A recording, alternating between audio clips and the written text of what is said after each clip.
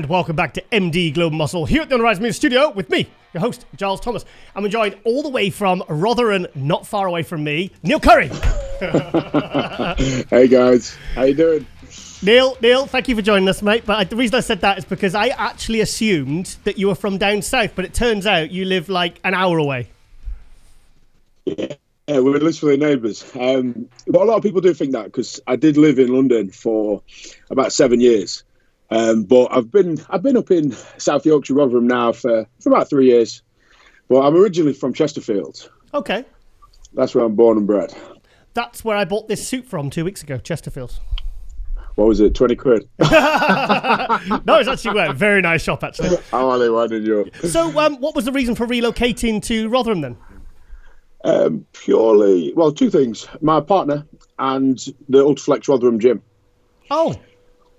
So I came here to train. That was the main reason. And obviously, property is a little bit cheaper up here. In London, it's obviously very expensive. And me and my missus, we decided to come here, but the main reason to train, to be based out of Rotherham Ultraflex. Now, for the American viewers, I mean, Ultraflex, there's, I used to train at what Ultraflex became in Leeds when it was just Flex Gym, and then what's his name? I forgot his name. Charlie bought it, and then he started this like kind of franchise, and now he's got Rotherham, he's got Durham, and they're incredible gyms, aren't they? I mean, they're beautiful. Honestly, they're the best gyms in the country, especially the Rotherham ones. Like, it's like a slightly higher level because you probably know Cuba, who's like a part owner or maybe like the owner. I'm not 100% sure of the politics, but so Cuba heavily is invested and it's always getting better and better and better, and he's just kind of building like a super gym. And it's probably the best gym in England. I don't think there's a gym in England that would match it. So when you're obviously doing bodybuilding full time, it makes sense to be in the best environment, best equipment, that you can have. So that's why I came to Rotherham. That's amazing. So you relocate for a different part of the country just purely for the gym. That's cool. Right now, Neil. I've been watching your career over the last sort of year and a half. I mean, you've really hit the ground running as a classic pro. Do you want to give us a bit of contest history because it's not? Yeah, give us some contest history. So I've always been kind of really honest with myself. I study the division, I study the sport, I study my own body, I study my own nutrition. And I've always kind of known where I'm going to land. And kind of when I turned pro 3 years ago, in my first year, my goal was to compete in the top 10, to make that second call out, place in the top 10, and I did the Kuwait Classic for my debut, where I placed sixth. Yep. I did the Yamamoto in Italy, I placed 7th, and then the Europa Pro, where I placed 10th. So in my first kind of outing, I knew my physique was capable of battling within the top 10. And that's what I went. That was a win for me in my first year to kind of break on the scene. Placed top 10, and I did that in 3 shows, so I was buzzing. Sorry, that was 2019.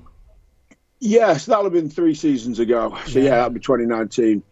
And then in my second year, obviously I went away. I worked with Jordan Peters. Went away, progressed, and I said to myself, right, this year I want to come back and battle for the top 5. And I knew last year I didn't quite have the caliber to win a pro show. I knew that, I'm honest, but I knew I could battle for top 5s and try and qualify for Olympia on points. So I went for like the long route. Obviously, I was trying to win the shows, but that I was at, I could go and hit them top 5s, aim for first call outs, work my hardest, see what happens. And I did 3rd in Puerto Rico, 2nd in the Tampa Pro, and then I was looking at 3rd or 4th in the Texas Pro, but then I had a stomach issue and I couldn't compete in the finals. That's right. Yeah. Tell us about that. So with that, I'm allergic to salmon and nuts. We didn't know this at the time, and I was eating salmon every meal on my carb load. Oh God. And I was pregnant, mate. I was just like, it was awful. I was having stomach cramps backstage. They were kind of trying to get all the gas out of my stomach. I couldn't even vacuum or pose. It was a nightmare. So what we did then is we didn't know what was wrong with me. I didn't know I was allergic to salmon. You know, I needed to go and do these tests. And in the interim, while I was doing these tests, I was kind of third in the league to qualify for Olympia, and obviously the top three qualify. Yeah. And no one behind me was winning shows. And then I qualified. But I was 8 weeks deep into off season because we'd presumed that me and Jordan at the time had presumed, like, look, we're third in the league. There's 8 shows left on the calendar. You know, I've got an issue. We don't know what it is. We need to look at health as a priority. So we pulled back, got healthy. I started like off season, and then the list came out, and I'd qualified. Oh no! But I didn't know this. I didn't know this. Yeah, but that's the problem with the points league, right? If you're going to get there on points, you've got to be ready to compete. So if someone overtakes you, you jump in and win. Come in second, come third, get more points. You know, and I just presumed people were going to overtake me, right? Anyway, so that's kind of the placings I've got. I had a 10th, a 7th, a 6th, a 3rd, and a 2nd. And then since then, obviously, Jordan stopped coaching. And I joined forces with Milos last year. Yep. Now, I'll be really honest. This year, I'm playing to win. I'm going to try and win. So I'm going to Pittsburgh in 6 weeks. 2 weeks after that, New York Pro. 1 week after that, Mid USA. 1 week after that, Toronto Pro. Regardless, I'll do all 4. But my goal is to win all 4. Wow. Sorry, one thing that's popped into my mind. You're not afraid to travel, are you? No. I want to look. I want to compete with the best, right? When I did the Tampa Pro, I was shoulder to shoulder with Steve Lauris, the Miracle Bear. When I did Texas, I had Logan Franklin on one side, Steve Lauris on the other, Robert Timms, Mr. Classic Physique. Like, you know, I want to compete with the big boys. I don't want to go and win the Kent Classic. I want to go and win the New York Pro. Yeah. You know, I want to go and do the big shows. I've always been like that. I've always wanted to do the big ones. I want to go in America. You know, and then that's kind of the first goal of my season is to go there, get my qualification, which me and Milos generally believe this year, like, look, my goal is to win. And I genuinely believe, I'm not saying I'm definitely going to go and win 4 shows, but what I believe I can battle for a win this year. I've increased my luck to a point where I feel I can go and kind of try and get in that top 3, top 2, top 1 and battle for the wins in these shows. So that's my goal, I'll be honest. And then when those shows are done, there's a few more shows I'd like to do. There's Italy, Spain, and Portugal. And then there's the Arnold Classic in the UK. Yeah. Because the thing is, mate, I've got to be 98 kilos on stage. I've got to be 98 kilos. So at the minute, I'm 6 weeks out, quite lean, and I'm like 103. So it's not like I can go away and add 10 pounds and come back. I've just got to refine what I've got at this weight. You know, it makes more sense to get out there, compete, get better on stage, get more experience, and just continually refine the look and work on areas and bring them up to kind of complete my physique. But unfortunately, because of the weight cap, I can't go and work and put 10 pounds on for my back or put 5 pounds on my hamstrings because I've still got to get back down to 98, which gets harder and harder every year. You look bigger than 98 kilo, but I was going to say I was imagining, because you've got a lot of size, a lot of quality thickness, and I was going to say you are literally must be on the limit. Yeah, so, you know, like in my off season before prep, I was 114 kilo, 251 pounds. Wow. You know, today 103 kilo, which I believe is 227 pounds. And I've still got another 5 kilo, 11 pounds to come off to make weight. So yeah, but that's the good thing, because if you can make weight just in classic, and if you're conditioned, really conditioned, and you're right on the limit, you odds are you're going to be the biggest and leanest there, right? Yeah. If you can be right on that weight cap, up, you know, I can weigh in at 98 kilo, I can step on stage at 102 the next day. True. You know, so it's a good problem to have. because it's a good problem to have rather than being under the weight cap and trying to get bigger. I've just got to focus on bringing the condition and then right at the end, working on the fullness. But I'll leave that to Milos. You're saying you've got like 5-6 kilos to come off. Does that worry you, or do you find it quite easy to make weight? It doesn't worry me. I'm not a worrier. If I track everything I do. So like my weight has declined every week so far consistently. Yeah. And obviously Milos is so detailed. Yeah. Whenever I check in, like I think the other week, like he made 26 changes to my weekly food, right? Wow. So I have different food on every day, and he's managing that process smoothly. So, I'm sure, he's going to bring me down easy to 100 kilo, which is another 3 kilo off. And the last two, you just got to pull a bit of water out at the end. Yeah, you could do. I mean, come on, you could do that by just restricting your water intake a day before.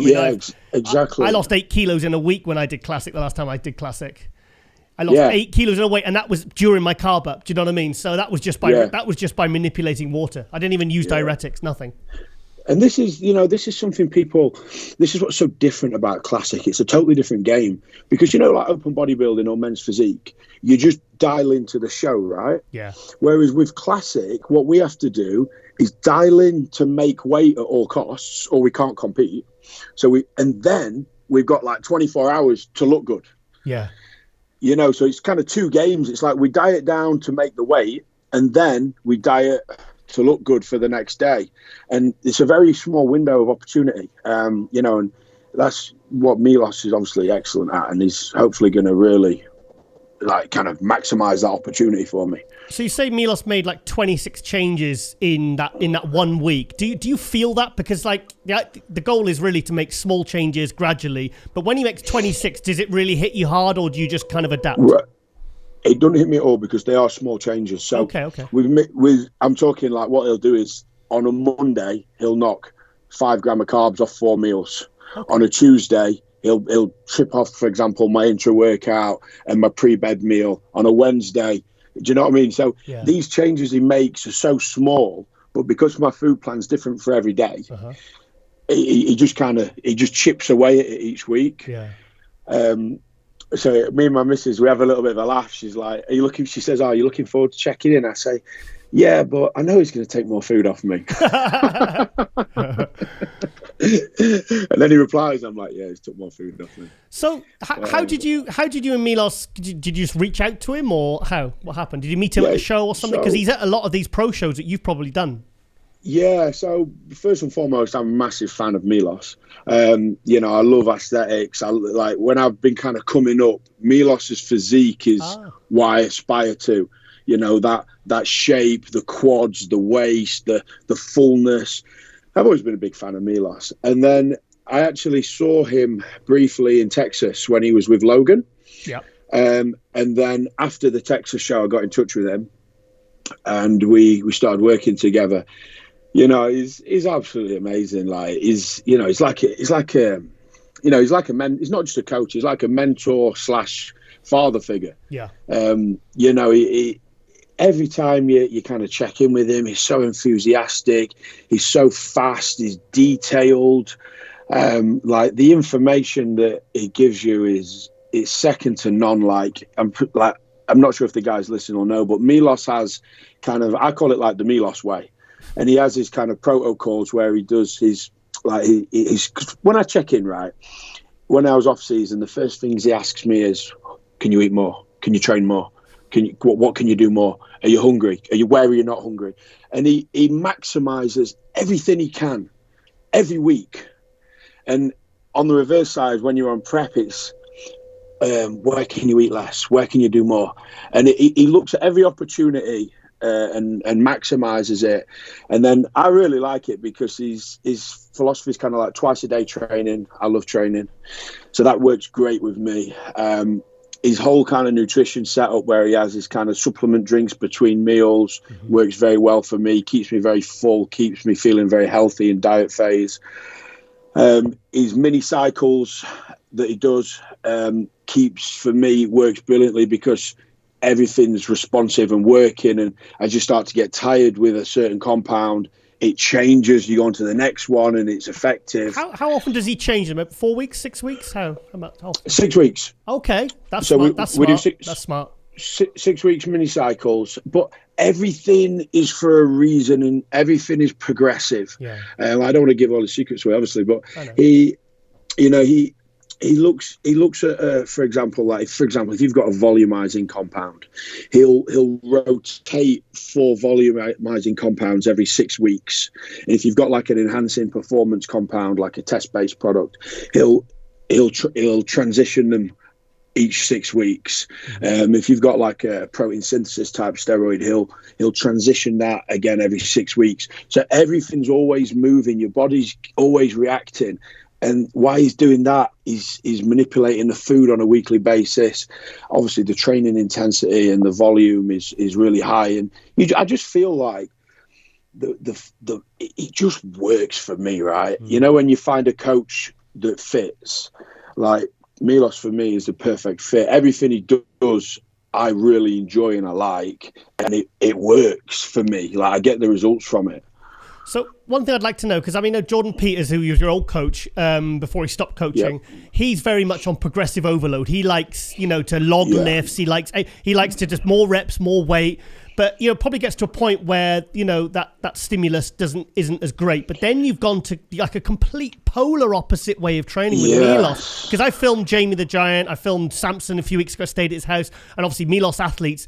And like, I've seen the way they train high volume. I mean, they literally throw everything but the kitchen sink at that training. But it's a very different style to that kind of basic progressive overload style of free weights, let's say Jordan Peters. So what was it like, that change in stimulus when you completely shifted that style of training? Yeah, it's a great question. So, like, firstly, I don't believe there's a right and wrong way to do anything in fitness. Yeah. I think there's a way that works for different people.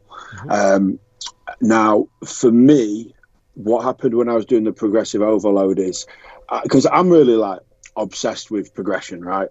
But the progression I'm obsessed with is the physique development, not how much weight I'm lifting. Yeah. I want to progress the muscle. So the problem is, when I was doing the progressive overload style, I'd have, for example, 3 plates on a chest press, and the next week my elbow would be hurting a little bit, but I'd know I've got to do more than 3 plates this week. And I'd do it, and my elbow would hurt a little bit more. And I was picking up a lot of injuries and a lot of niggles. And at the time, I just cracked on with it, and it was what I was doing, and I liked it, and I was enjoying it, and it was great. And at the time, I thought, yeah, I'm getting great results from this. But since changing, the results have skyrocketed. This works for me. So with the new type of training, because the philosophy is, when you're doing this high volume type of training, it's train the fibers, not the joints. Okay. So for me, if you're doing a heavy chest press, 3-4 plates, how much is the pectoral actually taking? Yeah. How much is the tricep taking? How much is the joint taking? I'm not sure of the numbers, but I know it's not all pectoral. Now, what I do in this would be quite good for the listeners if they want to try it, so I'll try and explain it. So with this type of setup, what I'm doing is, so for example, today I did chest. So I do 5 exercises. The first exercise, we did super slow, I call them drag reps. It's like super slow eccentrics, 6 seconds, super slow concentrics, 6 seconds, 2 second squeeze. And we put the clock on that for 2 minutes. Do it 3 times. Yeah. Very slow in eccentric, very slow in concentric. And the second exercise, we work heavier, but we hold in the stretch. So I was doing like incline chest press, 2 seconds in the stretch, 2 seconds in the stretch. And this next set, 3 seconds in the stretch. The next set, 5 seconds in the stretch. And then the third exercise, we did flies holding in the squeeze. Yeah. Okay. And then the fourth exercise, we did kind of some hypertrophy lifting. And then the fifth exercise, super high reps, like 30 to 50 reps.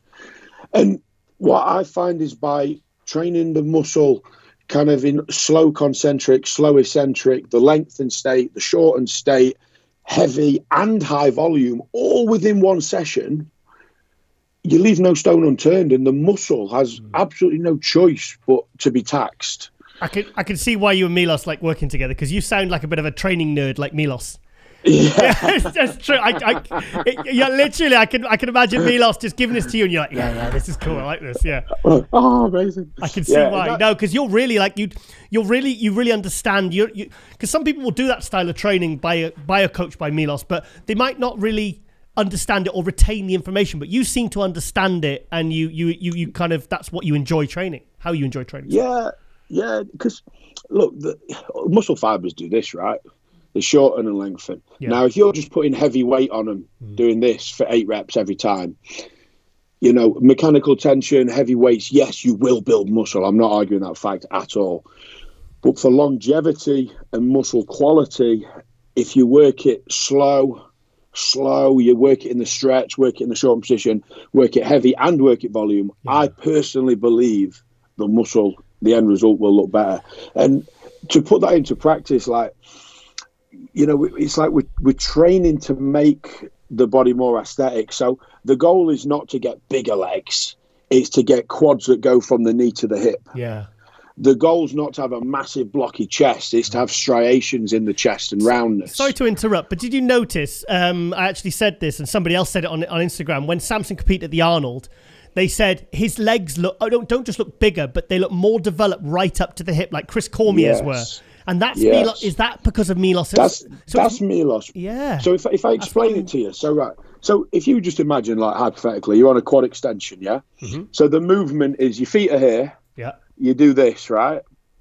So most people spend most of the time doing a quad extension here, right? Because they go there, they get to the top, come down. Mm-hmm. Get to the top, come down. So this bit is all the muscles around the knee. This bit is the upper quad. Okay. So what we do with Milos, we drive up, we work in the squeeze, hold it and spend time there. We do reps where we come in up super slow and spending time there, down slow, spending time here. So it's all about the time you spend in the contraction at the top of the rep, which will give you more quad towards the hip. Yeah. Whereas if you're doing this super heavy for 8 reps, you're just kind of bouncing off the knee joint and working the muscles around the knee. Whereas we're looking to develop the top of the leg, so you've got that lengthened look, which when you stand next to someone who doesn't have that, it can be night and day on stage. Do you remember? I remember when Dorian Yates was trying to train Branch Warren, and he was saying he couldn't believe that the reps weren't held in the contracted position. And he's like, you can't develop a muscle maximally and put the maximum amount of stress and develop it fully if you're not just doing a full range of motion, but holding it into the contracted position like you do with the leg extension. Yeah, I totally agree with that. But like I say, look, end of the day, if you fully tax the muscle and you take it to the point of full fatigue, you go home and eat your protein and your food, you are going to grow, right? But it's just, when you're a professional, it's how can I get 1% more, 2% more? How can I grow a little bit quicker than the person I came second to last year? Because next year we're going toe to toe again, and I got to beat him. So I'm looking at every way possible that I can manipulate training to get 1% better everywhere. Yeah. And so I am a believer that both work, but for me, this is going to get me from kind of A to B a lot quicker. This sounds like it might be a bit of a weird question, but do you think this style of training is suited better for the classic competitors? I think it's suited better for, to answer, it's a good question. Look, I think this is a great style of training when you have muscle and you want to refine it, make it look its best, make it look polished, have loads of detail and striations. I'm not sure, to be honest. I think if I was doing open, I'd do the exact same training, but I'd eat a lot more food. Okay. I would not change my training if I was doing open. I'd just eat more. That would be the only difference, because for me, I'd still want to have that kind of Samson look, that classic flow, but just bigger. I'd 100% keep the same training. I fully believe in it. So, complete shift here, but going back to when you turned pro, you turned pro as a classic, correct? Yeah. So how many years had you competed before that? Because I'm from the UK and I'd never heard of you until you literally, boom, you appeared and then you went straight into the pros, did really well. I was like, holy shit, this guy's come from nowhere and he's doing well right away. Yeah, so to be honest, I used to play professional football for Chesterfield. Okay. And when I was 17, I got released. And I lost such a big part of my life because my competitive aspect of my life just went overnight when I got released, so I didn't make it as a professional. And I turned to the gym. But at the time, I needed money, right? I needed to work. So I moved to London and I worked Fitness First as a personal trainer. And then I was always training and bodybuilding, but just kind of behind closed doors, before Instagram, before Facebook. I weren't into any of that. I was working for Fitness First. And then I did that for like kind of 7 years. And then when I was 27, I decided to pack in full-time employment and go into full-time bodybuilding. Wow. So I literally. And how many you'd never competed? Never competed. Holy shit. I just wow. I rang my mom. I'll tell you the story. I had a nice car, I had a nice apartment. I sold my car. I rang my mom and I says, "Mom, listen, I'm gonna quit my job." Why are you doing that? I said, "I want to be a bodybuilder." Don't be silly. Don't be silly. I said, "No." Wow. I said, "Mum, I just need one favor." And I was 27, 28 at the time. She went, "Oh, what's the favor?" I said, "Yo, I need to sleep in the back room for a year." And she was like, "Why?" I said, "Because I need to save my money for food and bodybuilding." And she was like, "Hang on, you're going to leave your apartment, leave your job, move home with no money?" I says, "Yeah." And she was like, "Okay." So I moved back home. I just bodybuilded all the time. And I did a WBFF show. Yeah. And I won that. Because I wanted to just test the water. Classic Physique wasn't out yet. And I knew I weren't big enough to do open. So I did Muscle Model in WBFF. I won that. What year? It'd have been 5 years ago. Okay. Wow. Okay. So I did that. Won the first one, and then I qualified for the Worlds or whatever it is, and I come fourth in that. And then I was like, right, let's do Classic. So I signed up for the first ever Two Bros show. Yeah. The first ever one. And I came like third in my class, and the Royal London Pro, March 2018. Yeah, the one Wesley Visors won. Yeah, I was there. Wesley Visors. I bumped into him backstage. I was like, holy shit, he's massive. And then Mike Summerfield won the overall, and he's now Classic. Yes, exactly. Yeah, that's the one. Yeah, heavyweights. Jamie the Giant was there as well. Okay, I don't remember Jamie being in it. Yeah, I think he was. Maybe I'm wrong. Sorry, Jamie. Sorry. You won't have noticed me. I was just on the edge, didn't get looked at. And then I did another Two Bros show, and then I started getting a little bit better. And I went kind of on a bit of a traveling spree. I went to Spain, I went to Portugal, I went to Italy, and then I won my pro card in Italy. Mm-hmm. So I kind of did like 6 shows on the bounce, traveling. And I just thought, you know what, I'm going to keep trying it, keep banging the drum. Yeah. And I was getting I got third in my class, then I got second in my class. And then I won my class in Spain and went to the overall. And I was like, you know what? I'm in striking distance. Let's go to Portugal and do another one. And then I won my class, didn't win the overall. And then in Italy, I got the pro card. And then that's when I really got. I coached myself up until that point. Yeah. And then that's when I kind of really got serious with it and took some time out to grow. Started working with like coaches and really pushed it. Mate, your self-belief and drive from deciding to leave London and do that and then literally just keep going it's really quite something. And I can understand why Milos likes working with you, because Milos is very he's tough, sometimes I coach. He's really like he's like a steam train, that guy. And but your self-belief and your drive it's really quite something to listen to.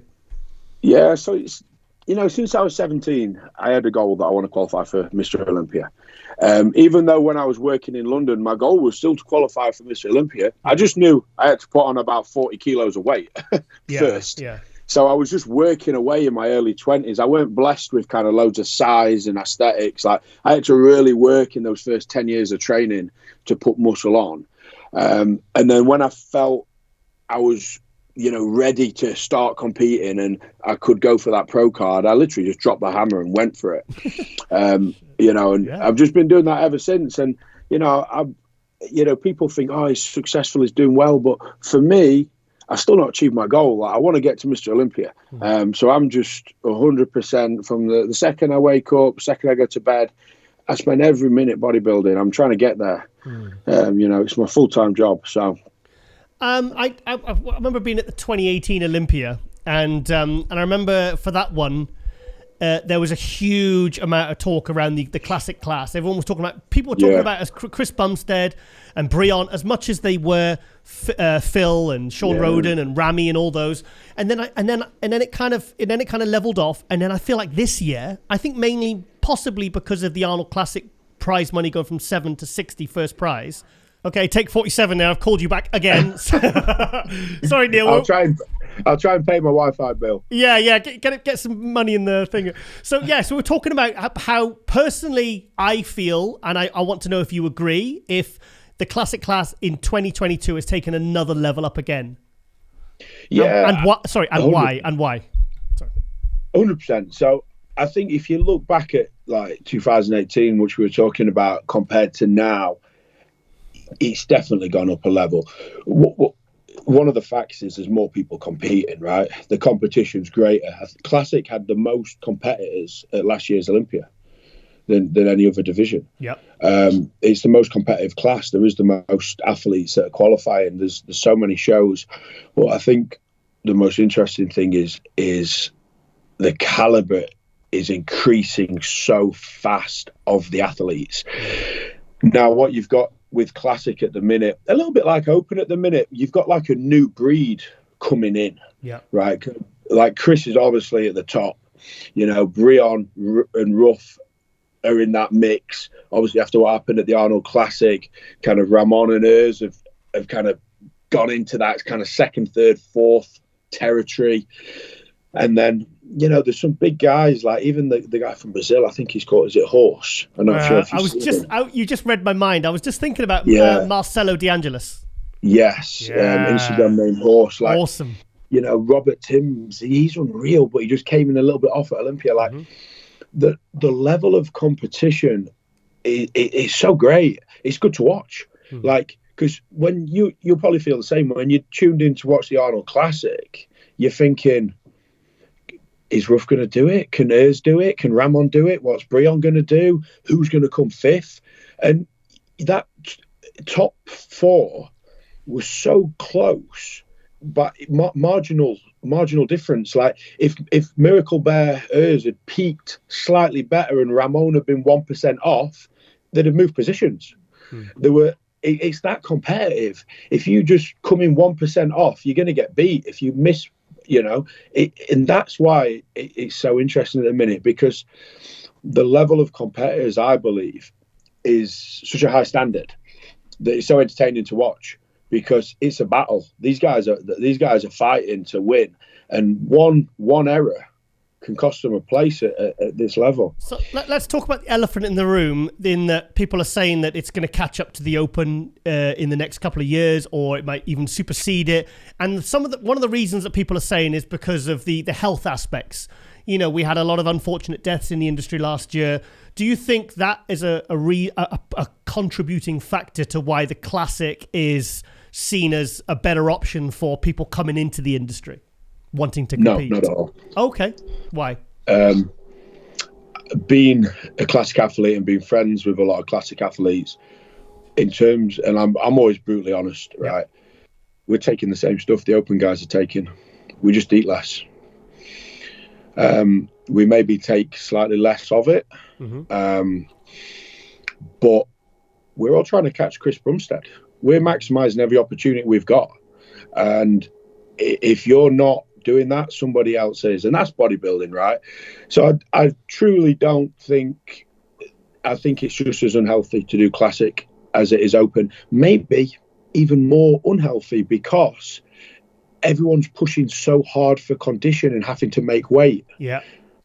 Now, good point. Bodybuilders can spend a week loading up. They can get nice and full. We've got to crash down to weight and load up in a day. There's a lot of people who may not have a coach that is at a level to bring them down to the weight in time, and they have to take things to make weight. Yeah. I've seen it. I've sat in saunas for 12 hours myself. Oh, wearing a bin bag. Yeah, man. In Mexico, Tijuana. I knew a guy when he was trying to make 90 kilo years ago, and he weighed in on the morning of the show, and he was like a kilo over, and he's like, I don't want to do heavyweights.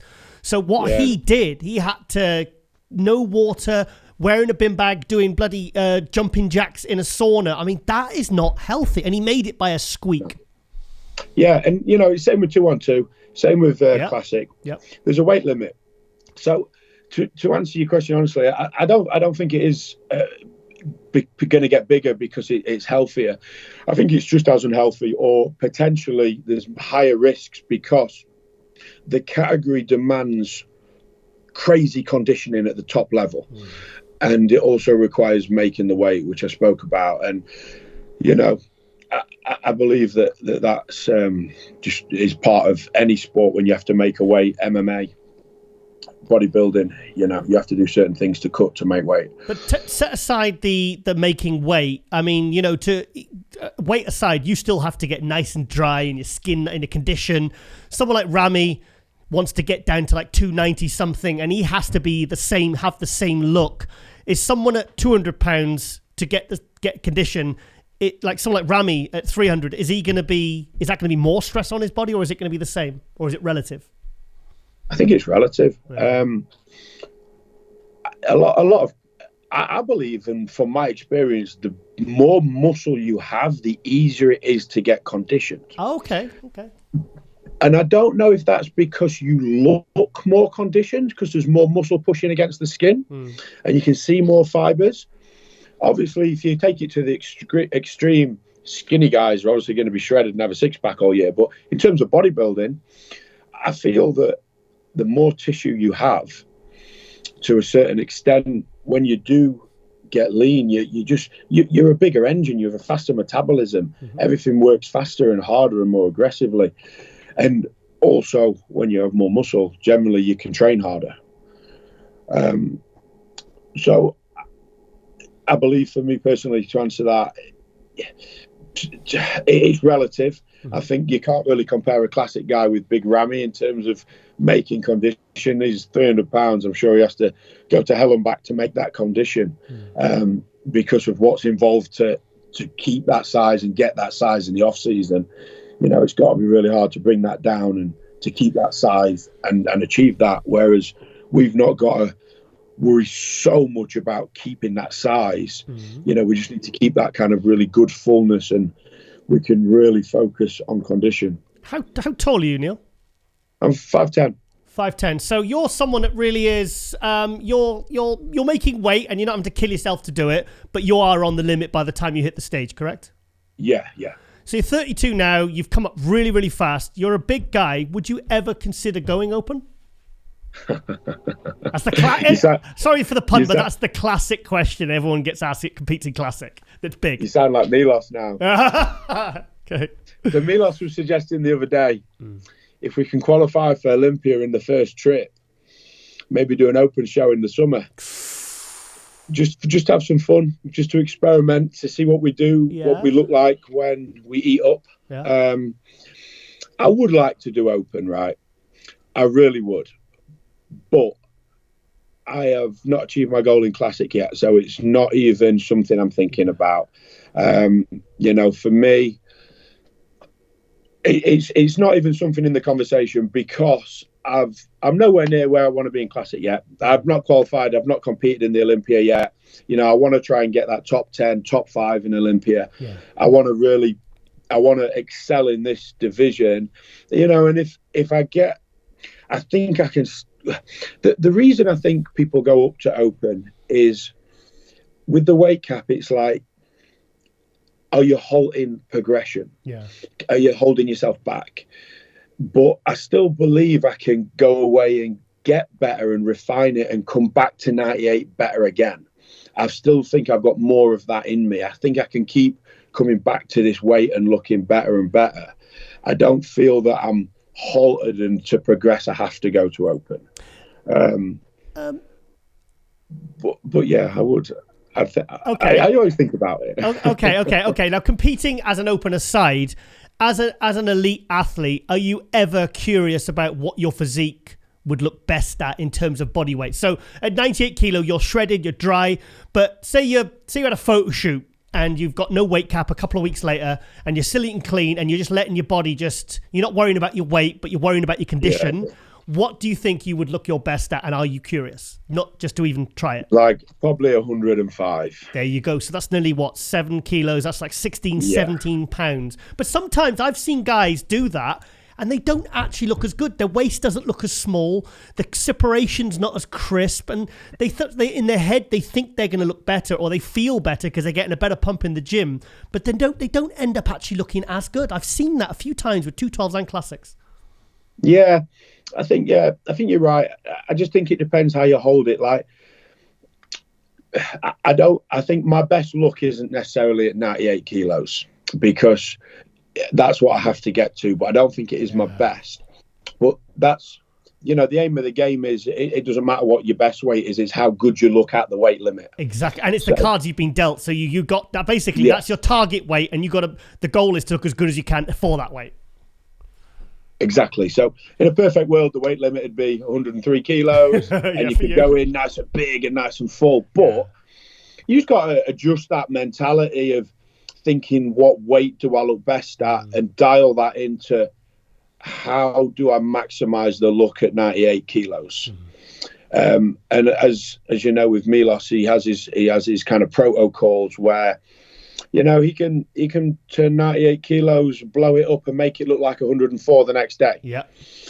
So, Milos has his methods, and we're actually going to, in 2 weeks, we're actually doing a trial kind of depletion load and a pretend show day. Okay. Just to practice everything, because it's the first time we've worked together. Yeah. So that'll be interesting. Obviously, I'll post it on Instagram. Nice. Yeah. Plus, I was just thinking there, it's like you talk about, you're looking your best at a certain weight and try and open because you don't have a weight restriction. You got someone like Sean Claride. I know it's a different category, but it's a weight cap. And he dropped 4 pounds from the Olympiad to then go and win an open. So it's not like he said, okay, I mean, he doesn't have to worry about 212. He's barely 40 pounds on the limit. But he didn't have to fill out 8 pounds to go and be competitive in an open show. No. He actually he went down to 174. Yeah, because as you know, there's no scales on the stage. Yeah, it's how good you look. I think he deserved to win that show, by the way. I think he just looked like a miniature Ronnie Coleman. He did. It looked amazing. From that back shot, it's just muscularity from his heels to the back of his neck, all the way up. He's just dense, and he's got an amazing physique. And yeah, it's how big you look. It's the fullness, it's the condition, it's the quality, the way you present it, and just like Sean, you can make 174 pounds. Did you say? Yeah. You look at a photo of him on his own. He looks more like 250 pounds if he's on his own in the photo, right? Well, Regan was 254. Sergio was 270. Yeah, so, but if you see a photo of Sean on his own. Oh yeah. Without anyone around him. Yeah. He looks like a 250-pound bodybuilder if you don't know how tall he is. He does. But obviously, you put him next to Regan, you see that. Obviously, you see that difference. So, are you a trainer? Yeah, I used to be a personal trainer. I'm an online coach. Okay, so that works great. That's my profession alongside bodybuilding. Okay. Yeah. So you enjoy it? Yeah, I love it. I've got a good team of guys. A lot of my clients have been with quite a long time. The majority of my clients are competitors coming up, especially within Classic. And my methods are actually quite in line with Milos's methods. And I've taken quite a lot from kind of how he coaches me and applied that to some of my guys with kind of my way of doing things. And yeah, I absolutely love it. I love bodybuilding. I love getting the most out of these guys. I love helping them. I had a guy compete in the California show. Oh, wow. At the weekend. He won the novice class in his first ever show in Classic. Fantastic. And I think I was more excited than him. When he won, I was like, hey, and, I was like, what are you going to eat after? And he's going straight into another show actually. But it's great. It's a great job because being a part of people's kind of self-progression physically, mentally, it's a really big thing, to help people and to watch people become what they want to be. there's not a lot more rewarding than that. Yeah. You know, I love to see it. Like when I get guys, like I got one guy join with me, a little skinny guy when he was like 18. He's doing a men's physique show in 5 weeks, 4 years later.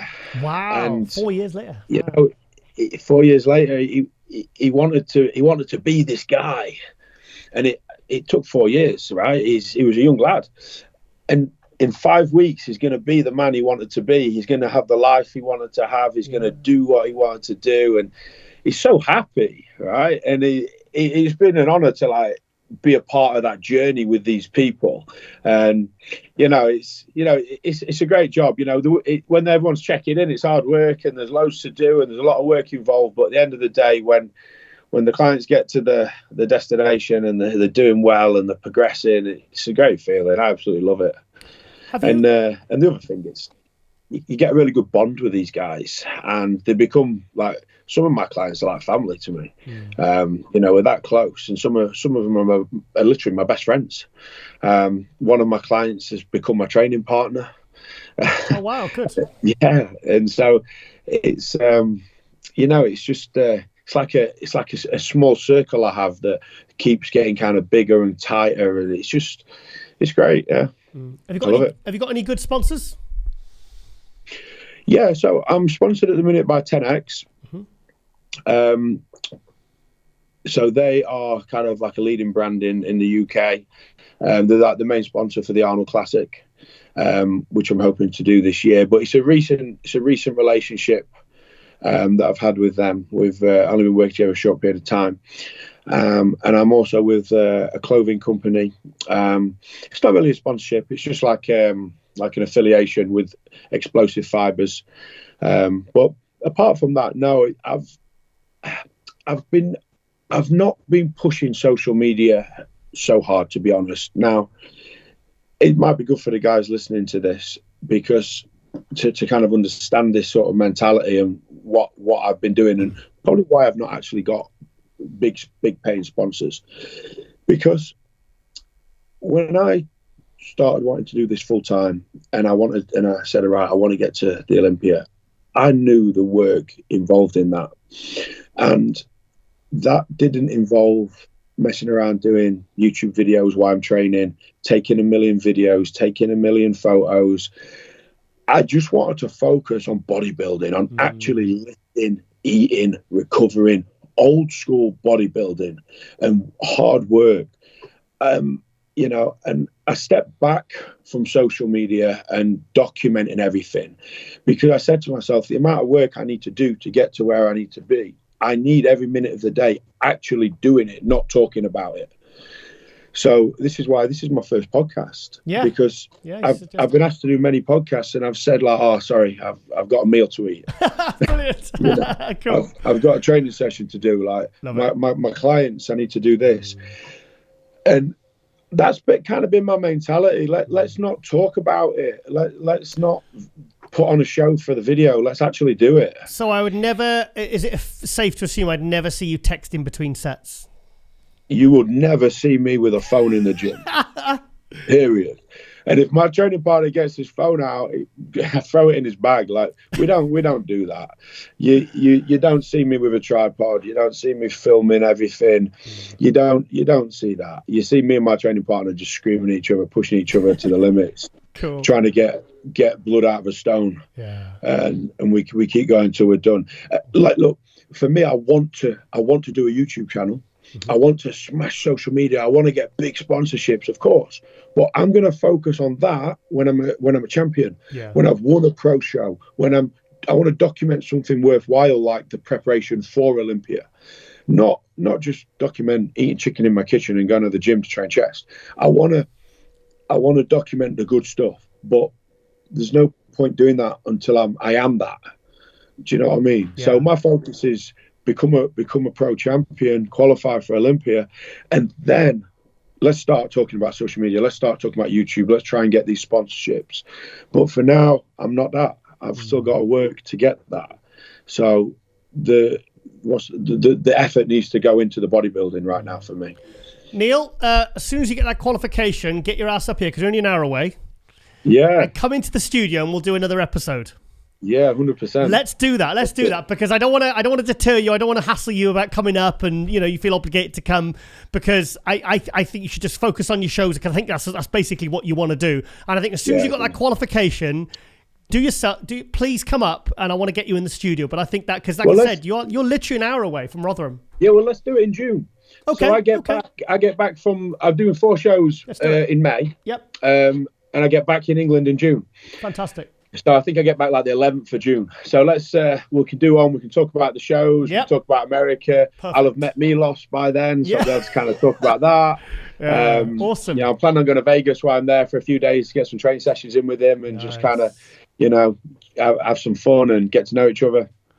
So 100%. Let's do that, mate. It's been, like I said, we've never even spoke before, and I feel bad I haven't actually got you on before, because I've been watching your sort of progress and your rise in the last couple of years, And I should have reached out to you sooner. I apologise, but no, it's fine, sir. Thank you for inviting me. I really appreciate it. Yeah, I know we had a couple of, but it was nice clear picture as well. So I got into a really good conversation. I felt very engrossed in that. So that's always a good sign of a good podcast. So Neil Currey, all the best with your prep, mate. Thank you so much for coming to MD Global Muscle, and I'll see you sat opposite right here in June. I've seen about what is it, 9 weeks? Yeah, 9 weeks. 9 weeks. Okay, all definitely. See you later. Okay, I'll speak to you soon. Thanks, Thank Neil. You. See ya. Bye. And welcome back to MD Global Muscle here at the Rise Move Studio with me, your host, Giles Thomas. And we're joined all the way from Brazil, Miguel Chain. Oh, hi guys, how are you? I'm really good, Miguel. Right, I want to introduce you as someone that is basically your sort of promoting Brazilian bodybuilding to the world. You're kind of, because Brazil right now, certainly in the last year, is, for me, it looks like it's absolutely exploding. So do you want to tell us why that's happening, like all of a sudden in this last couple of years? It's not all of a sudden. Well, first of all, thank you for having me here. It's an honor for me, and I've been a bodybuilding journalist in Brazil since 2006. So I followed. Yeah, man. Well, it's been a point at 2017, Giles, that the federations separated, and after that, NPC came to Brazil. So Derek and Temer Alguindi, they came to Brazil, they brought a muscle contest, and everything changed from that point to now. Because we had so many talents, but they were being held. We had many guys who could be professional bodybuilders, but they just didn't get their pro cards. So when NPC came to Brazil, the pro card started to be awarded, and after that, the guys could do their jobs and start competing, and the scene start to grow. So really, that tells us that a lot of talent was lost, really, because we never got to see them fulfill their potential to get to the pro shows, to get to the Olympia. We never saw that, but since the split, that you're saying is the main reason why now all these incredible pros are now coming out of Brazil. Yeah, we have. First of all, there is many guys competing. We have so much talent. We are a huge country, so we have guys from the southern states. They are huge. They are great. We have guys from the northern states, and we are guys obviously from São Paulo and Rio de Janeiro. So, man, there is so many great athletes coming here, and they just needed that. They just need a stage to compete and a chance, an opportunity, and they have it now. I think one of the main reasons, I just said to Lauren before we started filming, before people complain that there are too many categories, but if we didn't have now, say, the classic category and the wellness category, think of what athletes are now kind of prominent would not have had their opportunity to, basically be like world famous. Yeah, there is, at first, people say, there is too many divisions and that's bad for the sport. But it brings more people to the sport. It gives more people chances to compete. So we have bikini, we have wellness now. So many girls with so many talent. They just could fit in fitness or figure or bikini. They are competing now in the wellness division. Classic, of course, there is a huge outlet for great athletes. You see each week you see one more great guy. You see the Ping Yung Long, the Chinese guy.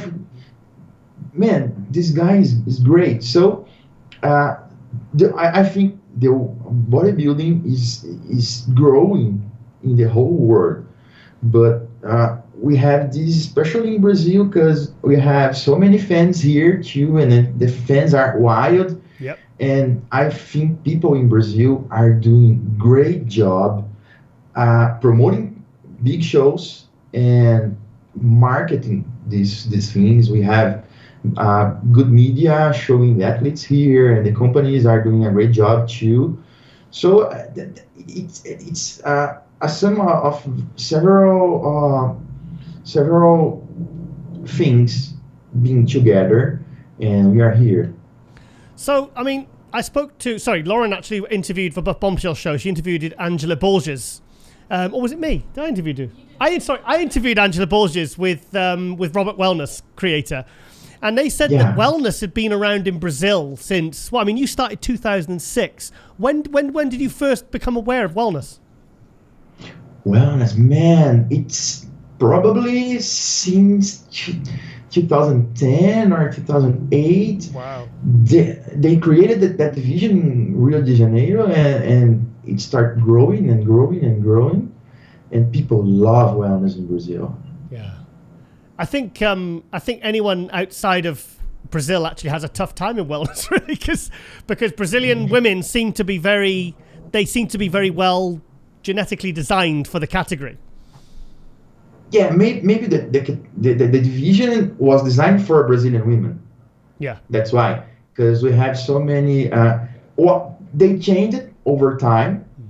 In the beginning, they were the girls, or the standard was the beach girls. That girl who just works out and want to go to the beach and have big legs and everything, and not necessarily so dry and so lean, extremely lean.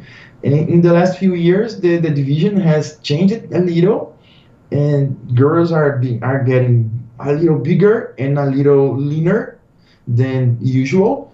But I think all divisions are going this way. Yeah. No, I think to be honest, I think wellness has actually gone very lean, very quick.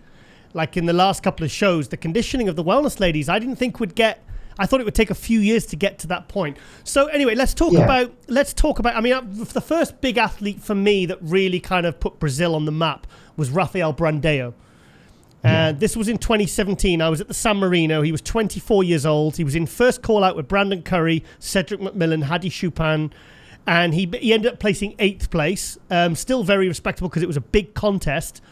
And then I remember speaking to his coach at the time, Patrick Tua, who'd just done a tour of Brazil with Rafael, and he was basically telling me, he said, Charles, Brazil is absolutely exploding right now. He said, like, the talent, he said there's gyms on every street corner. He said the supplement sponsors are huge. They're really supporting the athletes.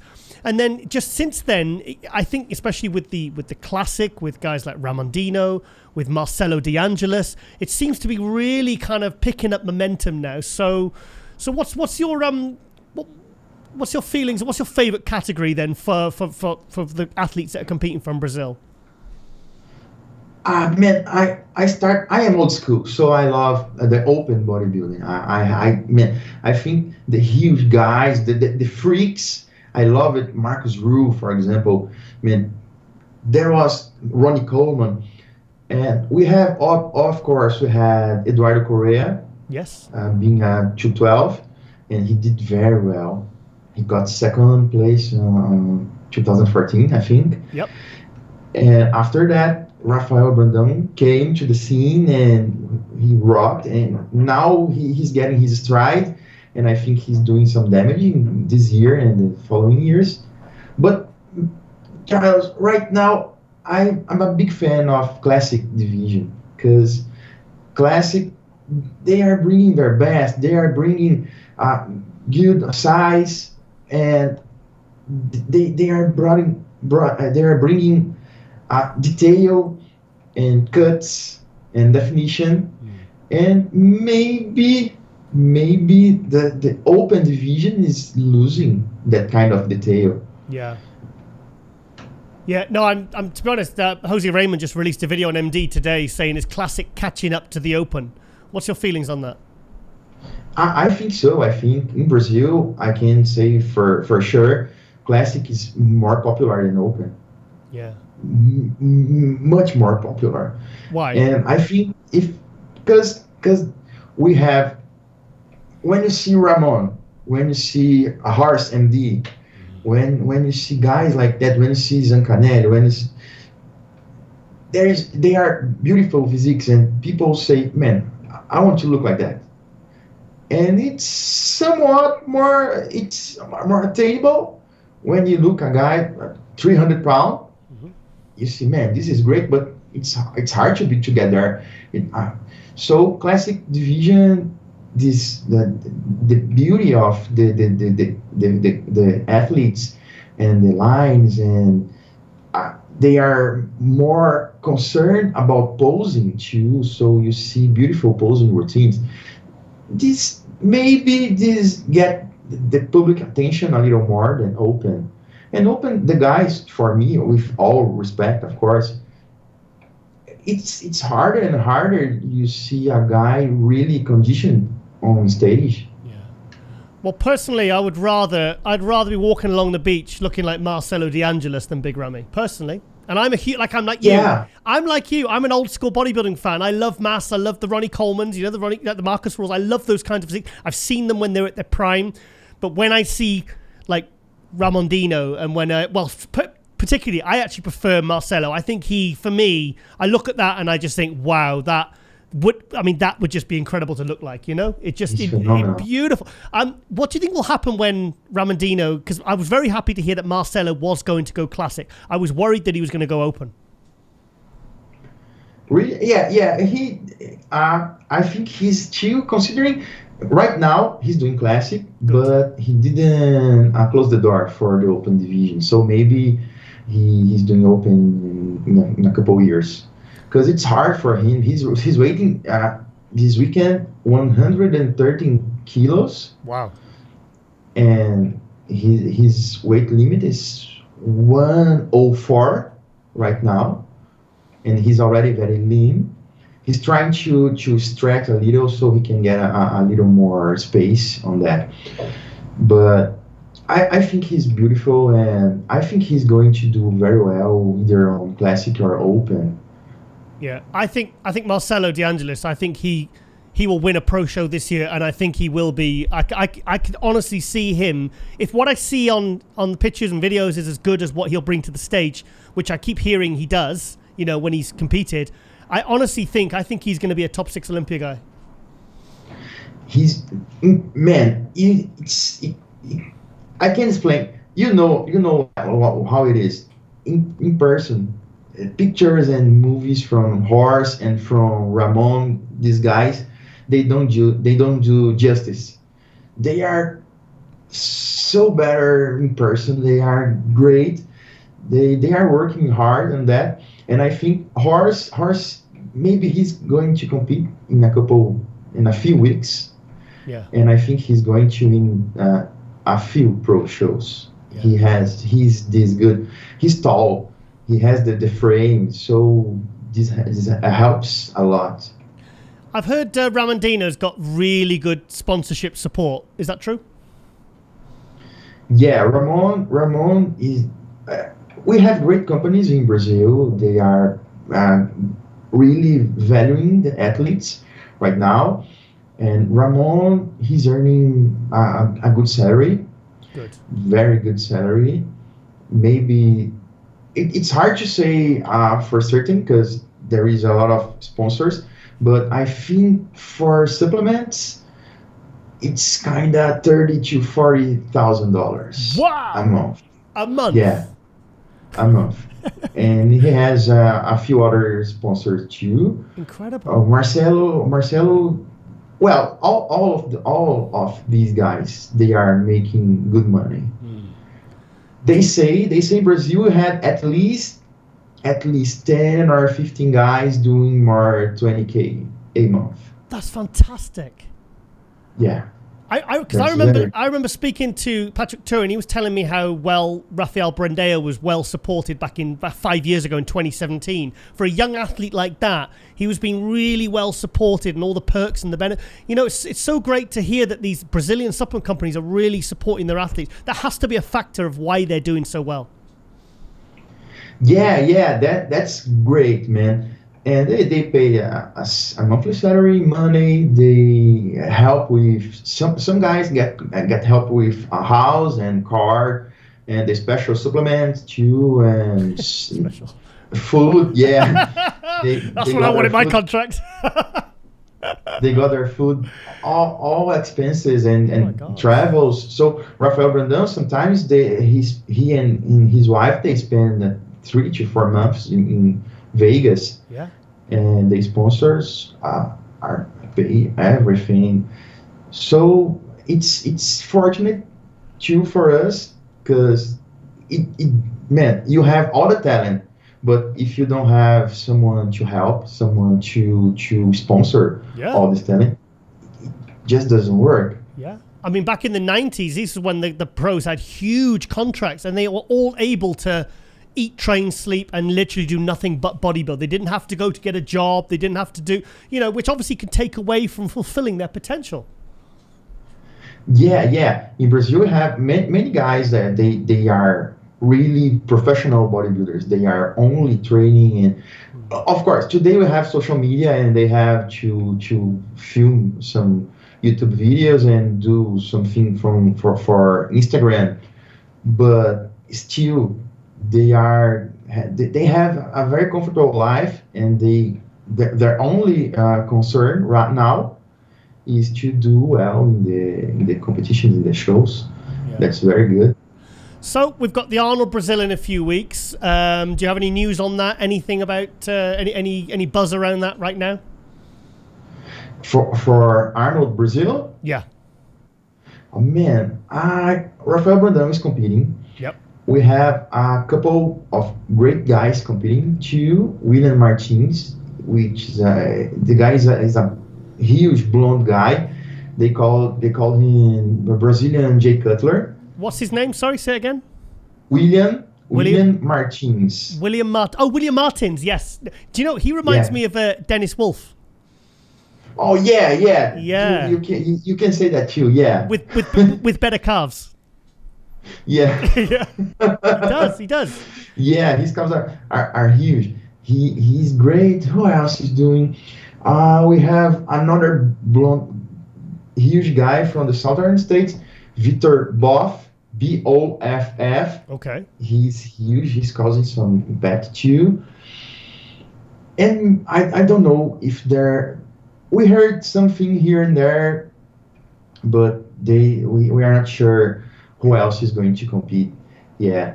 Okay. But Brandão is maybe the favorite right now. Yeah. Well, I was there when he won Romania, his first pro show last year. Oh yeah, you were there. Yeah, I was doing the live stream commentary, and he was. I mean, he looked fantastic, and I'm excited to see. I'm excited to see what he does this year, because I think he's got. I mean, he's 29 years old now. I think if he really takes a step forward, I think he's a top 10 Olympia guy. I think so. He's passing through a lot in the past few years, family problems and things like that. Right now, he's in a good place. He is focused in bodybuilding. His life is doing very well, so he's happy. He's in Vegas right now, I think. Yeah, yep. with Flex. So he's bringing a new package. He's bringing something new. And Giles, I think he's going to do well in Olympia this year, but I really think next year will be his year. Yeah. He's adding mass slowly. He's not in a hurry. he doesn't want to lose his lines, and sometimes people in Brazil pressure him. Oh, it's taking too long for him. I'm not sure. And people sometimes he got this kind of pressure, but I think he's doing very well right now, and he's doing what he needs to do. So I think he's going to be top 10, top 5 in a few years. Well, I was one of those people. I thought, because I saw him in 2017, and then I wasn't seeing massive improvements. And then I interviewed him a couple of months ago, whilst he was in Brazil, and he said no. He says, I want to keep my aesthetics. He says, I want to do this nice and steadily, because he's been around 5 years and he's still 29 years old. He's not even 30. Yeah. So he doesn't, and he said, I like 90s aesthetics. He says, and I want to keep my waistline small. I want to keep my condition, my overall shape and flow. Because when you see him in the flesh, you realize he is like a classic guy with another 30 pounds. He's got that classic look that he kind of brings it to the open. And I was like, okay, I kind of get it now. I get why you're going at a more steady pace. But, guys at 29, they don't need to rush this. Yeah, he's playing the game, because right now we have Big Ramy, we have Neil Currey, and all these huge guys, and in a couple of years they are not being here. Yeah, they will be retired, and Brandon, it doesn't make sense for him to play the size game and lose his lines. And we have guys like him, like Samson Dauda, beautiful shape too. Yeah. Dauda is growing a little faster, but he's still able to keep his lines and beauty. And I think these guys are just doing what they need to do. And his sponsor, it's okay too. They say to him, okay, you take your time, we believe in you, and do your job, and we are going to support you no matter what. And it's good, because he having this support. It's good because he can work with fresh head and cool all the time. Yeah. So you've already got one Olympia champion with Fraciel Matos in the wellness. If you were to put money on any of the Brazilian athletes becoming the next Olympia champion in any of the divisions, who would that be? Ramon. Ramon, yeah. I'm not sure if he's going to win this year, but it's impossible, man. He's going to win Olympia someday. You think so? Chris Bumstead is so good. It's so hard to beat. We have Ruffin, of course, but guys, you don't know Ramon. The guy improves so fast. And I could talk to a couple of trainers who work on his team, and they said to me, man, it's unbelievable. It's unbelievable how his body changed in a matter of weeks. Inside the training, he does one set and he got a pump, and the cuts start showing. It's just ridiculous. Ronnie Coleman. Yeah. I saw Ronnie Coleman. For a few days back in the day, and Ronnie was unbelievable, guys. You know that he just eats something and he got a pump. Yeah.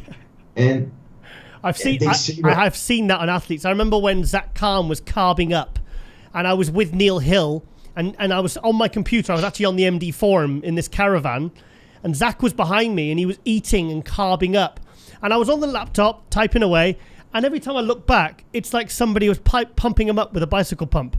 He was literally just inflating, and he was just sat there eating carbs, carbing up. So like these guys who are really genetically responsive.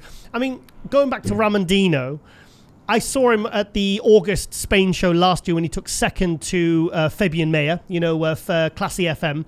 And to be honest, he didn't register as someone that was going to be a top 5 Olympia guy. And that was in August of last year. Then he went to the Olympia, got top 5, and now it's just like you said, he's improving at such a rapid rate. And even when I saw the start of his prep, I wasn't blown away. But what I saw he brought at the Arnold Classic, I was blown away. Incredible. It's unbelievable, and you have when you think about last year's Olympia, he was under a huge pressure because he didn't have the visa. Okay. Because many Brazilian guys had this problem because, like I said, Muscle Contest arrived here in 2018. So we had many pros getting their pro cards in 2018 and 2019. Ramon, Gabriel Zancanelli. There's a great guy for 212, Fabricio Moreira. He's with Matt Jensen now. He's a shorter guy. Okay. He got second. He got third place on Portugal last year. And all of these guys, they got their pro cards in 2018 and 2019. And right after we had the pandemics and the American consulate was closed in Brazil, so there was no way for them to get their visa. And Ramon and Gabriel Zancanelli, classic physique guy, Lucas Coelho for 212. Yes, Lucas, yeah. All of them, they were no, it was not Puerto Rico, was well, they spent 3 weeks. I'm not sure if it was Puerto Rico or Dominican Republic. They were okay. 3 weeks waiting for a visa meeting. So they were preparing, and they just didn't know if they were going to the Olympia or not. They were great pressure. A couple guys, they got their visas 2 days before, but Ramon, he got his visa on the last moment. So he arrived in Vegas on Thursday, I think, 1 day before the pre-judging. Cutting it fine. And his flight was canceled. He was at the airport with all his bags and everything, and the flight was canceled. And they just have another flight on next day. So he spent almost 24 hours in the airport with no food, eating fried chicken, because all his food was over. Wow. I think it's the stress of that as well, you know, because I've seen guys' bodies change just by being backstage and feeling stressed out. You know, I've seen them hold water and flatten out, and mentally they go, their head goes, you know. So to then go to Olympia and make top 5, I mean that was a good result for him. So you think he could take out Chris Bumstead then in the next couple of years? I mean, you think he's that good? Yeah, no, he's that good. He improved a lot from Olympia to Arnold, you saw. And now they say his next show is just the Olympia. He's taking the year off to improve. But it seems that he was invited to compete at Pittsburgh. Okay. So they are considering. They just dropped the hammer yet, but they are considering doing that show. Okay. Well, I'll tell you what. I think Brazil. I think just in classic and wellness alone, I think that's the two classes where I think you could have multiple Olympias won in those two categories from Brazil. You know, and then we haven't even touched upon men's physique and figure and bikini and fitness and all these other ones. 212 like Lucas Coelho, William Martins in the open, Rafael Brandao. You know, I mean, personally, Marcelo is my favorite. I mean, that is my. I love that guy's physique. I think he's so impressive. And I've got a feeling that he's going to really do. I'm looking forward to seeing Marcelo versus Ramondino. I'm looking forward to seeing that. Everybody's looking for that. Oh my God! See, that would be a show I'd really love to see. Like if there was a pro show in Brazil and those two were doing it, you know, I would watch the live stream or just to see those two going up against each other because I'm very curious. You have to come here, man. When are you coming to Brazil? Well, as soon as I'm Arnold is a good opportunity. Rafael said he was going to get his sponsor to fly me out. Yes, I was like, hey, that's the time. If you want to put me on a plane to come out to Brazil, I'll come out and I'll cover the events. Yeah. I always invite Ron Harris, and he's afraid to come here, man. No. He's a great guy too. Yeah. And awesome. we had in 212 we have three great guys. Mm-hmm. We have Lucas. Yes. He's much improved right now. Mm-hmm. He was supposed to do New York Pro, mm-hmm. but he's doing a pro show in Brazil. Okay. In the same weekend. Mm-hmm. We had, because another thing to consider, Muscle Contest and Tarek and Tamir, they are doing great things for Brazilian bodybuilding. They are bringing the shows here. So this year we had at least 40 amateur shows. 40? Yeah, and Wow. 18 pro shows. That is incredible. Yeah, exactly. Wow. That is incredible. They are working very hard. God. We had at least one pro show per month here. That's amazing. We had a wellness pro show last week. Yeah. A couple weeks ago, we had a classic pro show, and they are putting money and their names Mm-hmm. here. And people are loving what they are doing. Yeah. And they are helping us because we have more shows. You know that when you have more shows, more amateur shows, the coaches, they can work more. Mm-hmm. They can work on more clients, and they can perfect their crafts, their professions, and their thing. Yeah. So we have many great coaches That's good. appearing here, and this helps too because we have more talented guys. We have there is 18-year-old guys, 20-year-old guys. You see to that kids, and man, it's unbelievable. And these good coaches here, they are working with them. So you can wait another 2 or 3 years. We will have another great wave of great athletes arriving. Tell you what, Miguel, it's really exciting because last year I was I spoke about on this show and in my column and on the forums, and I said the two countries that seem to be the fastest growing in terms of talent, pro and amateur, is Brazil and Egypt. Now, Egypt, obviously, because of Ramy. I mean, a friend of mine was just over in Egypt the other week, and he said bodybuilding because of Ramy has gone massive. And in Brazil, it sounds like the split in 2017 and the Guindy brothers doing this and putting on 40 amateur shows and 18 pro shows. It sounds now like you said, the talent is allowed to come through. You've got good coach support, good sponsor support. I mean, I've heard that there's like gyms on. Raphael said every street there's new gyms opening up all the time. Yeah. You know, and as a bodybuilding fan, I just love to hear this because it just means that we're going to get to see all these talented athletes fulfilling their potential. And you're in a really good spot as well because you're right there in the heart of it. You're the go-to guy in Brazil for all the media, you know. So because I've seen you popping up all over the place, and you work hard on promoting these athletes, and it's really important that they have the shows, but they also have the media people like yourself to really help promote the talent so they get noticed by sponsors. They get to, they get the opportunity, so they do get to eventually go to the Olympia and bloody win, and do well. So it's fantastic, Miguel. I'm really happy to hear this, mate. Yeah, thank you so much.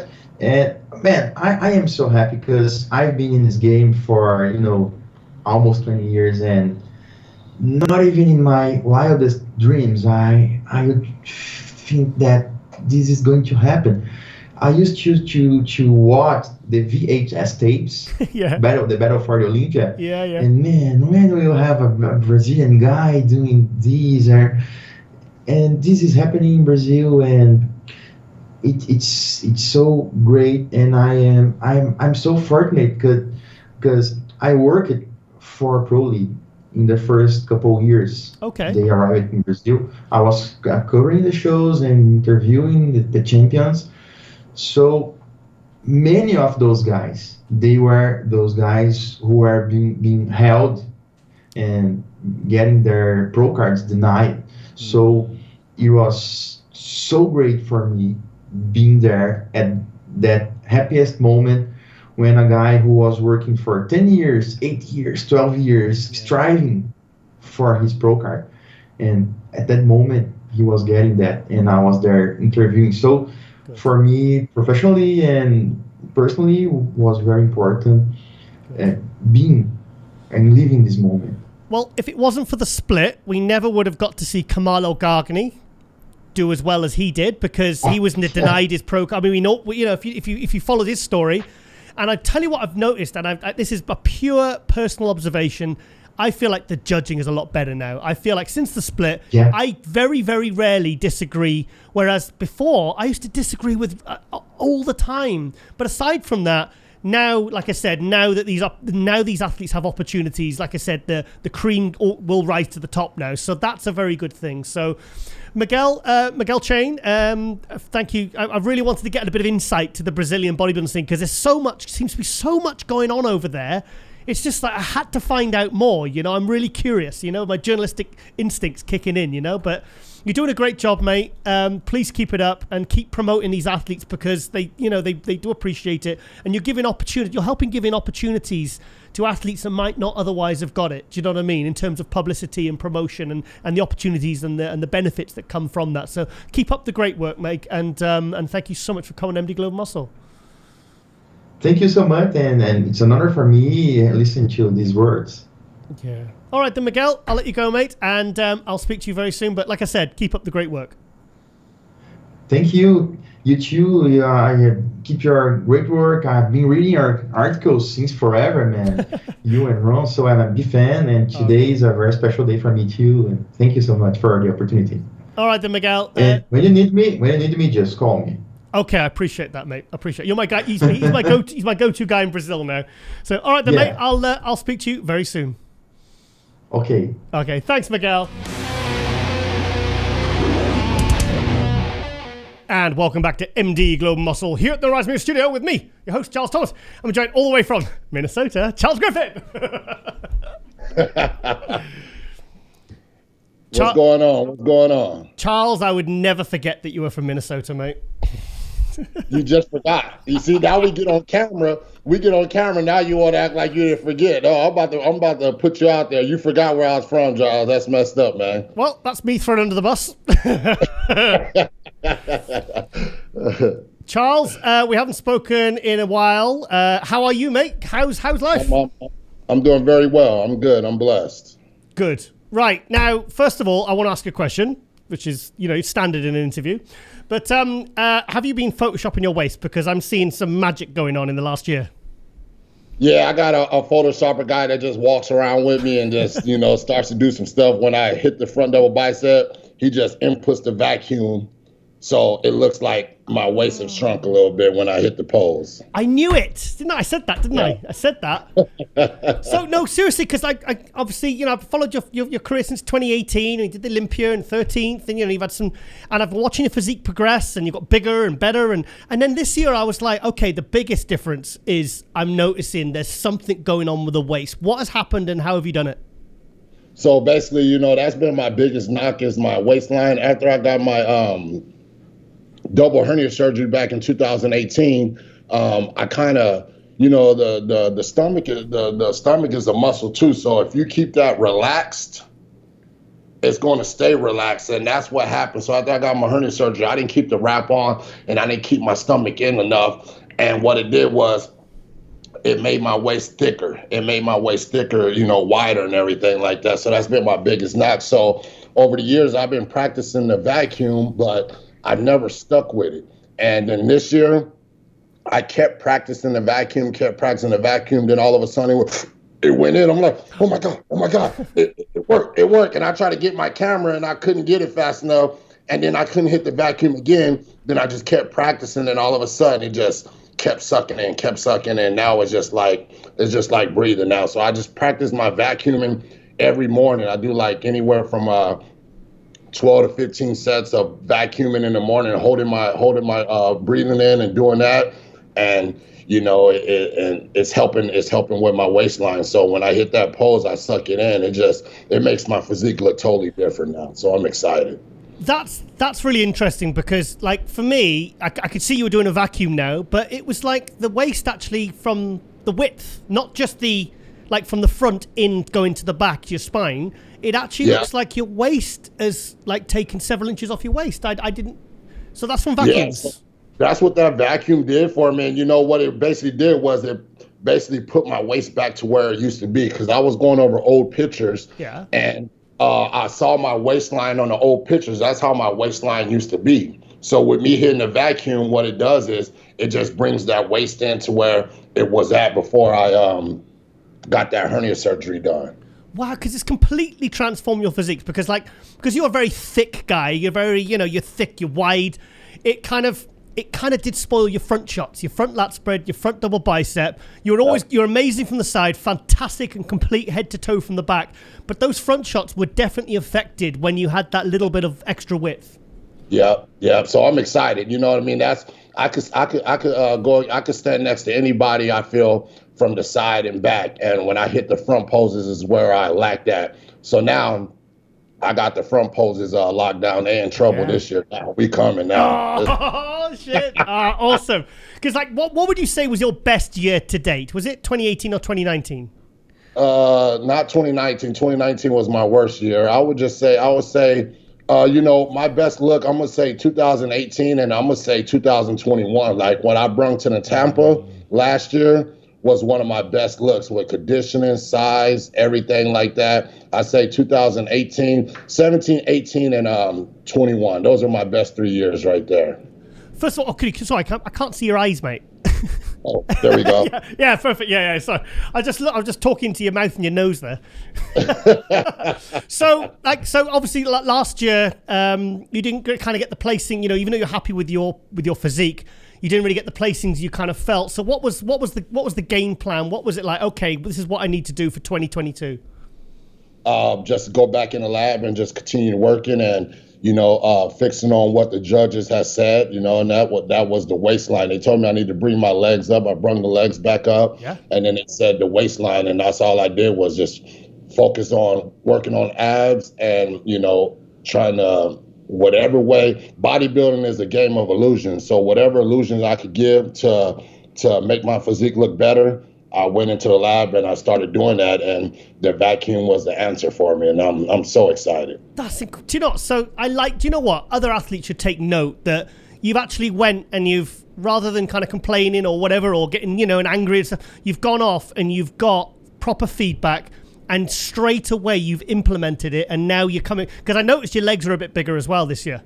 Yes. So you've done it's been, what it was is I can't when my body doesn't work well when I get 280 pounds. My body just doesn't work well.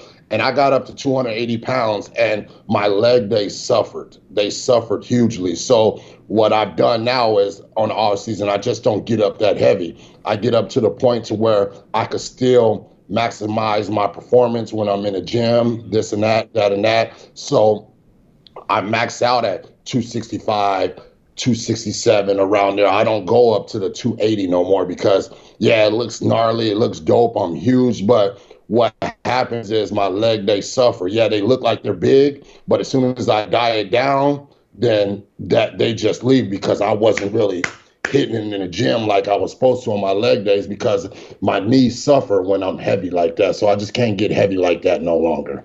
Yeah. So, the last time we spoke, you said, you obviously, because I think it was because of COVID and you got yourself a push bike and, a cycle and stuff. And it was you had quite a bit of time off and then you kind of came back to it. But it sounds, am I right in saying that literally after last year, you didn't take any time off and you just went to work? I just went straight to work last year. After the Tampa Pro, placing third, I got off the plane, went to Minnesota, and back to work I did. That's what I was doing, was just straight back to work. One of the cleanest off seasons I've had, where I've eaten the food. I didn't eat a lot of shit food, this and that, and that. So I had the goal in mind for the whole off season. And, my goal is to get back to Olympia, and I'm going to get back to Olympia this year. You know what I mean? So that was all right there. Yeah. I want Giles. I want us to get excited when we see each other at the Do you know what? I think if I was going to go back and watch any of those old interviews, I think that from the Olympias when I've done them, it would have been that one, because I remember I was so excited to see you, and it was just such a. What year was that? 2020. What year was that? 2018, wasn't it? 2018. 2018. Yeah. It was such a cool. I love that. It was a really good interview. That's one of my favorites, actually. Yeah. So yeah, that's the goal. We getting back to Olympia this year, man. You know what I mean? So I fixed all my front shots, and it's on now. So I'm excited. We got 7 weeks out from the Indy Pro, and I'm gonna compete this year. I'm not just gonna do one. When I qualify, I'm not gonna be like I'm done. Yeah. I'm gonna get out there this year and compete this year. So I'm gonna do 2 or 3 shows in Olympia this year. So that's what we do as a bodybuilders. We need to compete. So I'm about to compete this year. I'm gonna guess. I mean, you've said Indy. I'm gonna guess you're doing the New York Pro. New York Pro is up in there. You know what I mean? But me, I'm not too big on those shows like a week later. That's a week later. Oh, you know what I mean? Okay. I'm not too big on those shows like that. So, that's a big possibility though. New York Pro, we got the Cal Pro 3 weeks later. So I don't know. First show is Indy, but I know we're going to do multiple shows this year. So I'm still trying to guess what shows you're going to be doing. We got the New York Pro, Cal Pro, I don't know. We got other shows down the road, but I'm competing this year. You're going to see me on the stage several times this year. Good, because I was gutted like last year. I think was it just the Tampa you did, and then...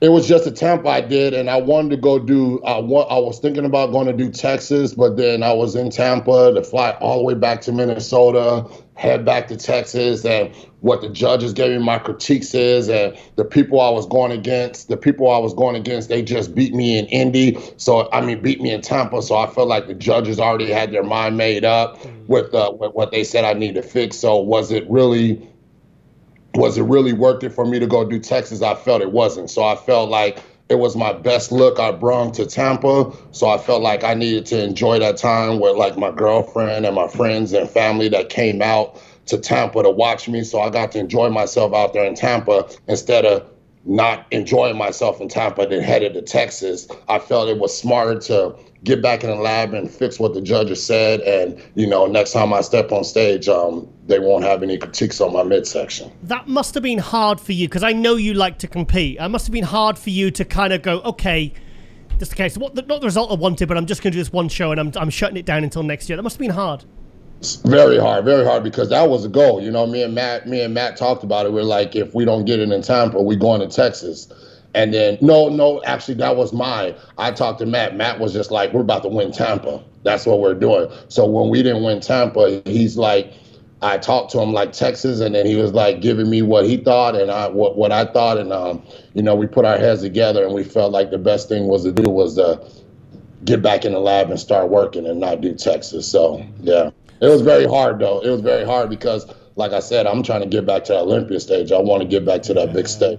Yeah, because you beat Valier. Do you remember in 2018 you beat Valier? Beat Valier, yeah. Yeah, you look good. I was there at the Olympia. You look fantastic. Oh yeah, so it's on. So I'm excited for this year, man. We getting back to the big ship this year. It's on. Yeah. My hands are sweaty right now talking about it. Fantastic. So it's going well with Matt then. Yeah, everything's going well with Matt. You know what I mean? Matt's going to be my last coach I ever worked with once I retire out of bodybuilding, because Matt is the man. The relationship we got, the attention to how he pays attention to all the details, how he's in Florida, but I'm in Minnesota, but I feel like he's right here next to me the way we're doing it. Right now, I'm checking in with him daily. He has me sending my weight and my pictures daily. That's how much attention, how he pays attention to detail. And, he's just like family, you know what I mean? So there's no need for me to go out and try to go get this coach when I got the best coach in the game right now. You know what I mean? That's what I feel like. And one thing about you, I mean, even though you got a huge amount of thickness, you always bring superb conditioning. It's always, you know what I mean? We all got muscles. We all big on the stage. So I'm going to bring that conditioning, you know what I mean? And I'm never going to be the biggest guy on the stage, but if I bring that condition, I'm going to look like I'm one of the biggest guys on that stage because everything's going to pop like that. So we always come to the stage shredded, always. Mate, not the biggest guy on stage. I saw that you're spreading your wings, the rear lat spread picture you posted the other day. I was and you're saying you're not the biggest guy on stage. Come on. That's how we get into Indy. I'm putting my girlfriend on my back, and we just going to last spread, and we going to fly out to Indy. That's what we doing. Did you sell the bicycle as well? Because you weren't feeling that. No, I got rid of the bicycle. I sold the bicycle. I sold it. And the guy I actually sold it to, he's like, man, this bike looks actually very new. I'm like, yeah, I only rode it like 2 or 3 times. And he's like, So yeah, I got rid of the bike. No more bike. Only bike I do is a cardio bike now. Yeah, but it was a bit of a lockdown project. And he says, right, I'm gonna get healthy. I'm gonna get a bike, and I'm gonna go out, and I'm gonna do this and do that. And you're like, oh, I'm not into this at all. Yeah, not at all. So basically, you got it all planned out this year then, and you're just excited to be back. I'm just excited to be back, man. Competing this year. You know what I mean? Like, I'm very happy with what we brought to Indy. I'm very happy with that. And to Tampa Pro last year. And I feel like it's going to be better, even better this year with me fixing the mix session, hitting the vacuums. The vacuum pose just makes my physique look totally different. So I'm just excited to get out there and compete. And this is actually the first year where I'm not even worried about who's competing. You know what I mean? Because as competitors, bodybuilders, I'm like, oh man, this person's doing this show, this person's doing this show. I hear this person's doing this show, I'm like, hell yeah, let's do this shit. You know what I mean? I'm ready to go against whoever it is, you know what I mean? So they got a battle on their hands. They in trouble this year, Giles. Well, it's the attitude Sean Roden adopted when he won the 2018 Olympia, and Chris Aceto says, stay in your own lane. Don't focus on the other guys because you've got no control over what they do, but you've got control over what you do. Exactly. Me worrying about them ain't going to do nothing. So what we're going to do is we just going to bring my best to the stage. And I feel like when I bring my best to the stage, it's going to be enough to get that Olympia qualification and do some damage this year. So it's on. Well, I'm excited. And hopefully I'll be at the Olympia this year again so I can grab you for another interview. Oh yeah. We're gonna be like two kids. We were just yeah. I remember that vividly. Yeah. How we reacted when we saw each other. It was a great feeling. It was huge. Yeah. Because thing is, when like I do this for a living, I've been doing it for years, but the one that gets me kind of like a bit nervous is that one, the Meet the Olympians on the Thursday, because there's so much. Like now, there's no distraction. But when you're at these things, it's quite distracting and you want to interact with your fans because you've got 2 hours and there's people staring at you and giving you evils and sometimes the athletes don't really want to give interviews because they'd rather be signing pictures or posing with fans who've been queuing for an hour. But like that one was like, it was really good, and it kind of it relaxed me then, and then I was going after the other guys then as well, you know. Yeah. So, but yeah. So how's life been generally then for you as well, aside from bodybuilding in the last year? Yeah, life's been great. You know what I mean? Life's been great. The last year, you know what I mean? I got a beautiful woman, beautiful girl. That's my counterpart. You know what I mean? Next year we'll be together for a whole year. She competes too. You know, she about to get her pro card this year. Life is good. My business is good. Personal training business is good. Coaching business is good. You know what I mean? I got no complaints with life right now, Giles. It's a beautiful thing right now. Good. Well, once you get everything in the foundation and the groundedness around you, when you get that in place, that's when things usually fall into place with what you want to do, i.e. bodybuilding. Yep, that's exactly what it is. So it's on, brother. Yeah. Do you know what? I don't even want to talk about anything else. I'm just glad we've got you back on, and I'm glad that everything's kind of looking good for the future, mate. Because I looked at our last thing. The last time we talked was February 2021. You can't be doing me like that, Giles. You can't be. We can't go this long without talking. You know what I mean? We can't do this. You know what I mean? Yeah. First, you forgot where I was from, and now we haven't talked for over a year. Like, what's going on, Giles? I know. And yeah. Okay. You've thrown me under the bus there one.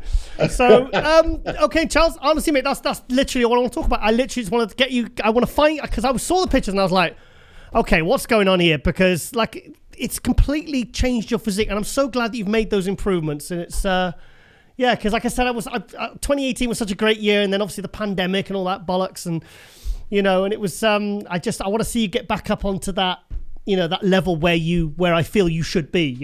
Yeah, and we're gonna get back there. I appreciate you, brother. Yeah, Charles. I'll definitely see you at the Olympia then, mate. By the sounds of it. Oh yeah, you're gonna see me there for sure, and not as a spectator. You know what I mean? You're not gonna see me as a spectator. Awesome. All right then, mate. Well, I'll let you go, and thank you so much for coming on MD Globe Muscle once again, and I promise I won't forget where you're from next time. All right, thank you, brother. I'll see you, John. Speak to you soon, Charles. Okay, guys, and welcome to Hot News Segment 4, Season 4, Episode 56 of MD Globe Muscle, 136. I know I keep saying that. Right, okay, bit of a busy week. Actually, in bodybuilding, I know we've, it was a bit quiet after the Boston Pro and the Arnold Classic, But there was a couple of shows. There was a pro and amateur NPC IFB Pro League event in Thailand, and the 212 was won by. I saw pictures of this guy coming into the show, and I thought, if this is the video I saw. This is, I hope I say his name right, Ping Yun Long IFBB. That's what his Instagram handle is. But this was that's a lie. This was this video. No, this video I saw, and I just thought, oh my god, if this guy translates to the look at that. Exactly. Wow. Isn't he amazing? Look at that. I just thought, I mean, he looks perfect, doesn't he? I mean, I saw that and I thought, okay, you can say, oh, physiques translate to the stage, but I mean, he's so complete, this guy. He's so detailed. And do you know what I like seeing? You could actually see the detail and the stripes and striations in his shoulders, because in this era of everyone shooting their shoulders with loads of crap, it's really good to see. But that front relaxed is, I mean, how could you get any more perfect than that? Seriously. How tall is he? He's 212, so he's going to be shorter. He's absolutely. I don't want to say short. He's amazing. His legs, I mean, if he's not close to 212 limit, if he could get a couple more pounds on his upper body, he's not hitting any back shots here, but I'll show you some of the back photos and videos. But look at the separation, look at the quality, look at the detail, the conditioning. Little bit more pop in the upper body to match that lower body, and my God, and a bit more back thickness. And this guy, if he's still got a few pounds until he reaches the 212 limit, I think he's going to be a threat at the Olympia, because I think he's that good. I really do. I knew nothing about this guy before I saw him. And I have messaged him, and I've reached out to Sulio's, and I said, does he speak English? And he says, I don't believe he does. But I think this is a guy I'll get on, like we did with Seung Lee, the open bodybuilder. He came on with a translator. I'm going to have to get this guy on. I don't care if he doesn't speak English. I really want to give this guy promotion, because I think, that's a terrible video. Oh, that's better. Look at that. Good poser as well.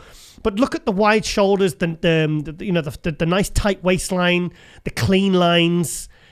Let me just shrink that down a little bit. There we are. Look at that. Yeah, it just needs a little bit more, I think a little bit more back and arms, because his lower body is, when I say perfect, it's perfect. His lower body's perfect. He's got nice shape arms. He's the color, the conditioning. Yeah. I hope he's one of these guys that is around the 200-pound mark, because if he's got, I like how he bows, say another 7, 8, 9, 10 pound before he reaches the 212, my God, imagine this guy in another year or two. Isn't he incredible? Exactly. He's mesmerizing, isn't he? Amazing physique. So he won the Thailand Pro. He's now qualified for the 2022 Olympia. And his quads. He's just, yeah, there you go. Look, everyone's gone crazy. Shit back to get interesting in the Olympia. So the thing is, it'll be interesting to see 8 months now until the Olympia, how he will improve from now until then, and how he will stack up when he stands next to the top 212 guys. Will he get outsized? Will he get outclassed? I honestly think, I don't see how this guy could get outclassed at the Olympia, but we'll see, because sometimes you see these guys great in these smaller shows, or great, they look incredible, and then they kind of just get lost in the mix when they get to the Olympia. I have seen it many, many times, because the Olympia is the absolute best of the best. So congratulations there to Ping Yun Long IFBB. So so a bit of a win. I want to get him on Global Muscle, because I want to find out more about him. And look at that. That's holy shit. Look at that. Look at his legs. That's just, that's incredible. That's a big leg. I like how he blurs out his bits for privacy. I think you have to, don't you, on Instagram? He ain't skipping leg day. My God. So, look at that. You can't even see his kneecaps. They're hidden. His kneecaps are absolutely covered. Look. You can't just about see his kneecap poking out there. So, so that's what he looked like at the start of his prep, or I'm assuming so. There's a guy who transformed in his prep. My God. So, absolutely incredible. Yeah, so I really want to, there's a new superstar to the 212. So, hang on a minute. I've seen this picture. I brought this up on Hot News before. Yeah. So he lived up to the hype. So, yeah, great to see a new guy going to the Olympia, a new face. And also a guy, this is the video I brought up. I brought this up last year. But I mean, come on, it doesn't even look like the same guy. I think this was guest posing, wasn't it? This was a guest posing. So he was obviously just starting to kind of, everything was just starting to pop in his prep. So you're amazed, aren't you? You're amazed. Amazed. Very pleasing physique as well. It's nice to see classic physiques coming to the 212 and the open. You know, the classic lines and just that symmetry and flow, you know, like Sean Roden brought to the open, you know, the embodiment of a classic aesthetic physique, but they're bringing it to the open. So, yeah, so huge, a lot of excitement around this guy. And I'm really, really looking forward to seeing what he brings at Olympia. So, top 10, top 5 guy, we shall see. Okay, I'm going to bring up Bodybuilders Without Borders. I'm going to go to some of the latest news. There's my boy. Marcelo. As in the interview you saw with Miguel Chain, the Brazilian kind of media guy, I think he's got more potential than Ramadina, and I think Ramadina's very, very good, and he's improving rapidly. But I'm very interested to see what Marcelo Horse.md brings to what Horse MD. I wonder why he calls himself that, because he got big legs, because horses have big legs. But why MD? Is he trying to suck up to us? An MD. Amazing, but far from classic. What are you talking about? That is classic. Thing is, he's not in condition there, and I've seen him when he won his Muscle Contest Brazil last year, where he turned pro. Was it heavyweight or super heavyweights he won, and then he won the overall. I mean, he is absolutely the embodiment of classic. I mean, I just hope he can make it down to the weight limit, because I honestly really think he's going to hit the ground running. I think he will win a pro show this year. I'd be very surprised if he didn't. And I think he'll be a force at the Olympia. So, and here's a guy who hasn't even competed as a pro yet. So, we're going to go to the, also the Vahid. Lauren, do you remember this guy? Yes. Do you remember this? Yeah, you do. Yeah. Romania. Was he 4th at Romania or 3rd? I can't remember, but beautiful. Yeah, I really liked his physique. It looks like he really sucked it down for this one. It looks like he's lost a bit of muscle tissue to do this one, because for me he looked a little bit bigger at Romania last year when we were there doing the live stream. I recognize him a lot. But Vahid, I'm actually hoping to get Vahid on the show as well. So I'm hoping I don't care if he doesn't speak English. We'll just get on a translator, because these guys, you know, they really are worthy of publicity. Because this guy Vahid now is he from Turkey or I want to get it right. Hang on, let's go to his Instagram. Oh no, he's not. They brought it up. I think is he Turkish or Iranian? Oh God, I'm gonna get murdered for this. I think he's Turkish. Let's ask him when he comes. I'm sure he's from Turkey. Hang on. I'm just searching my memory. I'm sure he is. Apologies if he's not. But Vahid, we would love to get you on the show and find out a bit more about you, because like I said, wasn't I so impressed? He was actually my favourite in the Classic at Romania last year. I really liked his physique. I loved his lines, his back shots, some of his classic shots. I thought he was absolutely superb. The separation. It was like that 1983 Olympia Samir Banu level of quality, separation and detail. So, but he won the Classic at the Thailand Pro-Am. So let's have a look and watch this. So there you go. Yeah, there he is. Can we put sound on or? Maybe. No, hang on, where's the sound thing? You know, little tip, if people make reels, they can put songs on. Oh, okay. So Vahid there looking, I mean, his conditioning looks better there. It looks like he sacrificed a little bit of size to get that extra bit of conditioning. Because for me, his tan and conditioning wasn't this sharp as it was. Oh, look, argy bargy. Come on, guys, spread out. Come on. Look at this. I hate when guys do that. When I was competing, I always used to move to my own part of the stage, and, you know, it's like, I don't want to be, I'll probably get aggro if they started bashing me or something. Oh, look. Oh, he's getting told off. Look. He's getting told off. Yep, they are. Stay on the line, and spread out. Wait, is that the guy that does the Olympia? No. You know, the little short guy that does it. Yeah, he's really like militant with everyone, isn't he? He really tells everyone off. So He's really into his job, you know? yeah. Well, thing is, but the Olympia, it's like it's got to run like absolute clockwork. So when you have these expediters that tell. Like, think there's a lot of categories, a lot of shows. It's like, you know, things can't overrun at the Olympia, because it can mean a lot of money, you know, and a lot of time, and, you know, and the judges are doing multiple classes. It's tough. So the guys like that are really important. These expediters they're unsung heroes, actually. They sometimes they seem a little bit strict and a bit stroppy with some of the athletes, but they absolutely are needed. So also, who do we have on last week, Lauren? Tony Young, and he won San Diego. As we predicted, we called it. Tony Young is now qualified for the Olympia. I've been messaging him, and he said, because he's got now 8 months, obviously, till the Olympia. And I said, mate, if you just fill that couple of pounds more on your upper body, because there's another perfect example of the classic and basically what a classic physique should look like. So this is what the classic class was. Wait, creaky? Oh, sorry. Very creaky chair there, darling. This is what the classic class was basically brought for guys like with these kinds of physiques to do well. So yeah, so congratulations to Tony Young on last episode of Global Muscle. Great guy, and I think he said to me, I want to make top 6 of the Olympia. So he's got 8 months now. But tell you what, the classic class of the Olympia this year is going to be absolutely stacked. So I mean, there's like 30 guys that are worthy of being top 6 this year. I mean, it's that, and the thing is, we've still got so many shows to go. So there you are. Look, this was it. This was down to the top 2. So this is where he knew. This was the final call out. This is when he knew he was top 2 with a gentleman called Damien Patrick. So, and it was a good show as well. Good quality show. So John Lindsay. Oh, John Lindsay used to run the NPC USA, I believe. Yeah, I'm sure he's the promoter of that. Been a promoter for many, many years. So what else we got? There he is. There's I forgot his name now. What's his name? Tony Ping Young. No. I completely forgot his name. This is Tony. Ping is the other. No, yeah, that's what I'm saying. There. That's Ping. That's Ping. Okay, Ping and Tony. That's 2 names I won't get mixed up.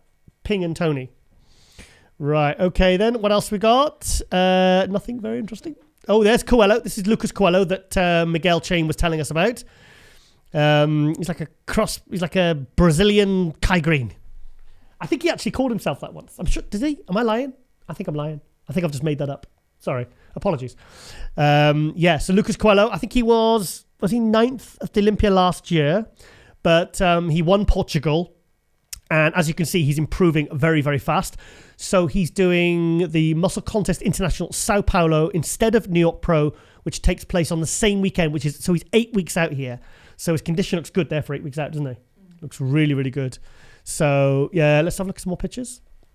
Yeah, he's awesome. Awesome.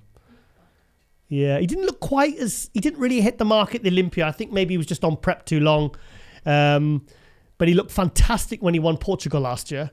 But everything's there. Very excited to see what he's going to be bringing. I'd be very shocked if he doesn't qualify for the Olympia. Lucas Coelho, exciting new talent to the Olympia. To the pro scene. So, Oh, this guy as well. Is this guy from Korea? Jang Sung Yeop. His Instagram is themass_12. I've promoted this guy before. He did Korea a couple of years ago. Just needed to sharpen up on the conditioning, but as you can see, all the mass is there, all the shape and everything. Needed a bit more back and conditioning, if I remember correctly. But he's thick as hell, isn't he? Thick as chunky, like thick as a brick. That's what I was thinking of. I couldn't get it in my head there. Right, okay, what else we got here? Let's have a look at one more thing on here, and then we'll move on to the next account. Here's another guy from Tunisia, I believe, won the Turkey's new IFBB Pro, Murat San Karashan Hassanla. I'm completely butchered that, sorry. Tunisia. So he's a new IFBB Pro. I'm guessing that's in bodybuilding because he's got the bodybuilding trunks on. He hasn't got the classic trunks on because he looks kind of like a classic there, doesn't he? So I wonder what he won. Yeah, looks good. Nice physique. Yeah, good condition. So congratulations there. You got your pro card there, mate. Now you can. I wonder if he'll go to classic because there's a guy. Because like Marcelo De Angelis, Horse MD, he turned pro as a bodybuilder, as did Chris Bumstead.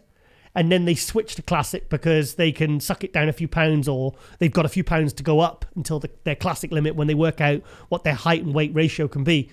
So, okay. Let's go to the next one. We're going to go to Neil Currey. Fantastic interview. Never spoke to the guy before, but I was really, really happy with the interview he gave us today. And I've been following him for a couple of years now, and he is, look, he's so impressive. Look at his quads. My God. I tell you what, if you can get your quads that big and keep the waist that small, that's impressive. Look at that.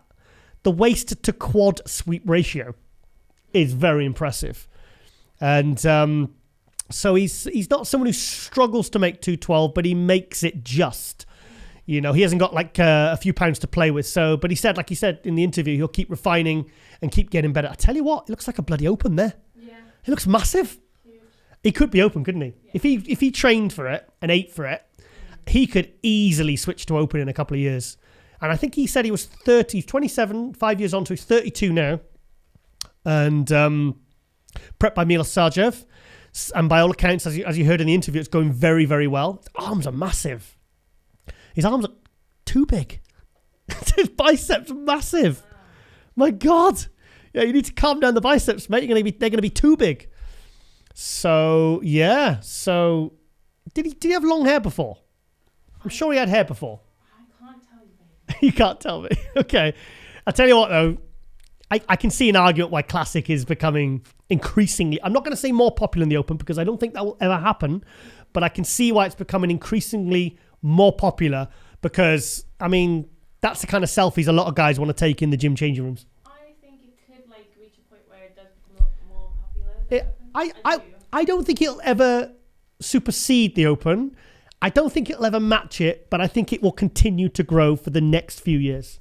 Well, I think it will be the entry point for some people, you know. Entry point, yeah, entry point. It's a lower entry point than being mass monster. And just say Chris Bumstead, just say the Classic came along now and Chris Bumstead went into an Open and got, say, top 10 in a pro show or 11th or something or 9th. And then the Classic came along. You know that those guys would then switch. You know, it's like Regan Grimes tried Classic in 2018. It didn't look good, though. It didn't look good. He had to lose too much weight and he actually lost a lot of condition and size. Regan Grimes, there you go. So yeah, Neil Currey does a lot of front lat spreads. Likes that pose. Let's have a look at another one. Here we are. I like this shot. Yeah, that's cool. So we moved from London to Rotherham to train at Ultraflex. Yeah, that's fantastic. So yeah, that front lat spread's awesome. Yeah, so he's doing a few shows this year. So he's really, I think he will be at the Olympia this year. I think if I was a betting man, I would say he's going to make it to the Olympia this year. So his quads are ridiculous. Sorry, what did you say? I said he should with this. Yeah, I think he will. I think he'll get through either one. I think he'll get a win, or he'll definitely get it because he's just going to. This guy is not afraid to compete. He's done show after show after show, and I think he'll just end up with so many points. And the thing is, he always places well. He always places top 5 or top 3 at the biggest pro shows. And he's and obviously with Milos in his corner, he's just getting better and better and better. But front lat spread, that's what you call a proper X frame, in it. That's like a real. He's the new X-Man. Tony Freeman, lend him your nickname, and let Neil Currey be the British X-Man, because that is. I mean, that's a feat, you know, because he's consistently got better, and if anything, his waist has got even smaller. Plus, the illusion of everything else being bigger makes the waist look smaller. And his quads are like, well, I would say world class, but he's already world class because he's doing well, you know. Come to my front lat spread Instagram page. So, here he is next to Robert Timms at the Texas Pro. There he is. There is that Logan Franklin. I think that's Logan Franklin. Yes, he looks good. And I tell you what, he's very, very consistent with the conditioning, Neil. And he's. I would say he's going to be a force, but he already is. What was this? He got second at Tampa last year. Oh, so he was second to Urs. Yeah, second to Urs. Urs, get your ass on the show, mate. I've been trying to get hold of you bugger.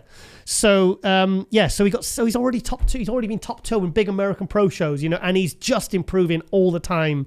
So yeah, that's cool. The Classic guys, there seems to be very good camaraderie between the Classic guys. Have you noticed? They all seem to like support each other and commenting on each other Instagrams and stuff like that. And I really like that. I think that's really cool. So, right, okay, there's only so many front lat spreads I can look at, Neil. Okay, 146,000 followers. Yeah. Oh, wow. He's doing well. Okay, cool. Hope you're not bored. That's lame. Right, okay, we're going to go to Charles Griffen, who I'm really, really excited to see coming back. He made top 3. He got 3rd place at Tampa last year. Shut it down. Hasn't been seen since. Where's the... I'm looking for the comparison picture with the waistline. Where is it? Okay, where is it? I think it was this one. Was it this one? Yeah, so he's doing vacuums and it's brought his waist in. Look at that. I mean, his front shots were ruined. by his thick waist. Front lat spread, ab and thigh, frontal biceps. Well, all the front shots. Most muscular, you obviously hid the waist because obviously, you know, he'd do like the fist together. But tell you what, his physique is absolutely transformed. By doing those vacuums every day, it has brought his waist in from the front and the side. So that's something I've learned today about vacuums. There is utility to actually making your waist, not just hitting a cool vacuum on stage, but actually bringing the waist in from the side. So take heed, guys. But yeah, the legs look, I mean, his legs have always been good. Yeah, frontal bicep looks a lot better there. The front lat spread, I mean, that's like he's got more of a V shape now. He was a bit, he was a bit straight up and down before in those shots, which kind of obviously, you know, spoilt those front shots. He's always been incredible from the front and the side. Sorry, the side and the rear. But and it's his back shots. Have a look at this one. Look at this. Look at this. This is the video I was telling you about. Talking to him about. Look at this. He's such a monster. Oh, such a monster. That's a cool vein. That is a very cool vein. Yeah, he's a beast, isn't he? Told you. He's huge. His arms, everything. I really rate Charles. He beat Valier at the 2018 Olympia, and that was the year Valier looked absolutely incredible, and I thought deserved higher. But yeah, and for a big guy, he gets really, really good conditioning. Really good conditioning. Look at that. He's yeah. Paint him green. He's a Hulk, isn't he? Yeah. I said that, and I forgot to ask him. Is it politically acceptable for me to call him Black Hulk? Is that okay? Can I hashtag that? Because I'm not up to date with all the woke PC. Is that okay? Come on. I think he looks great. You can call him that. Can I call him that? I've actually asked him before, and he said he was okay. You're not a fan? No, I said I'm not offended by that. Oh, you're not offended? Other people, I don't know how. Okay. Well, I just think, well, he doesn't even have to paint himself green. He can be black. He can own that. Like, He can own it. Yeah, I think it's a cool name. Well, he calls himself Charles Definition Griffen, but I mean, he's got more than definition. He's got a lot of freaky size. You know, you don't Marvel Studios. You don't need CGI with this guy. He is. I like it. I like his physique. He's a cool guy, and he's got a good detail to his physique. Look at his back. And he's just been. And I like the answer he gave me when he said that why he didn't do more shows last year, because he just got instant feedback and then just wanted to shut it down, make the improvements, bring up his legs, bring the waist in, do the vacuums. There you go. And come back this year massively improved. So I really, really keep an eye out for Charles at the Tampa. Yeah, well, exactly. For the Tampa and all the other pro shows. I forget other pro shows he said he was going to do, but he's kind of playing it by ear. But he's not afraid to compete, and I like that. Look at that. That's the one I like, when he does the row like that, and you see the shoulders and he's such a monster. He's a cool guy as well. Really cool guy. From Minnesota. Not Texas. Why do I? Yeah, okay. It's John and Renee Jewett. I always think they're from Texas, but they're from Florida. Or the other way around. No, I always think they're from Florida, but they're actually from Texas. So anyway, it's not massively important, but it seems to be, you know. And believe it or not, all us Brits don't live in London. Look at that. What a monster. My God. Wow. Okay. Yeah, he's a cool dude. We like you, Charles, and we're happy and excited to see you back. And, God, stop touching the mic. I'm going to put glue on this mic. So every time I touch it, I stick to it. It's like cognitive behavioral therapy to stop me touching the mic. So anyway, so yeah, so like I said, just really, really happy to see Charles back. So let's see what he does at the Tampa. I'm sure he said Tampa. I'm sure he's doing Tampa. Definitely doing Indy. Indy's his first one. But I think we'll see him back at the Olympia and being a force, because he's a good freaky physique, gets good condition, a lot of size, and he's made some improvements. So it'd be interested to see how, you know, if he gets to go up against guys like Valier and all those other guys that he's been kind of on a similar level to. Be interesting to see if they manage to compete against each other in some of the summer shows, and see how he does. Right, okay, going to go to Sulliers quickly. Not much on here today. Pretty much, yeah, I showed everything from, look at this back shot. Ping Young. Look at that. Look at the I know I keep bringing this guy up, but look at the quality. And I tell you what, I'm guessing he's hovering around the 200-pound mark.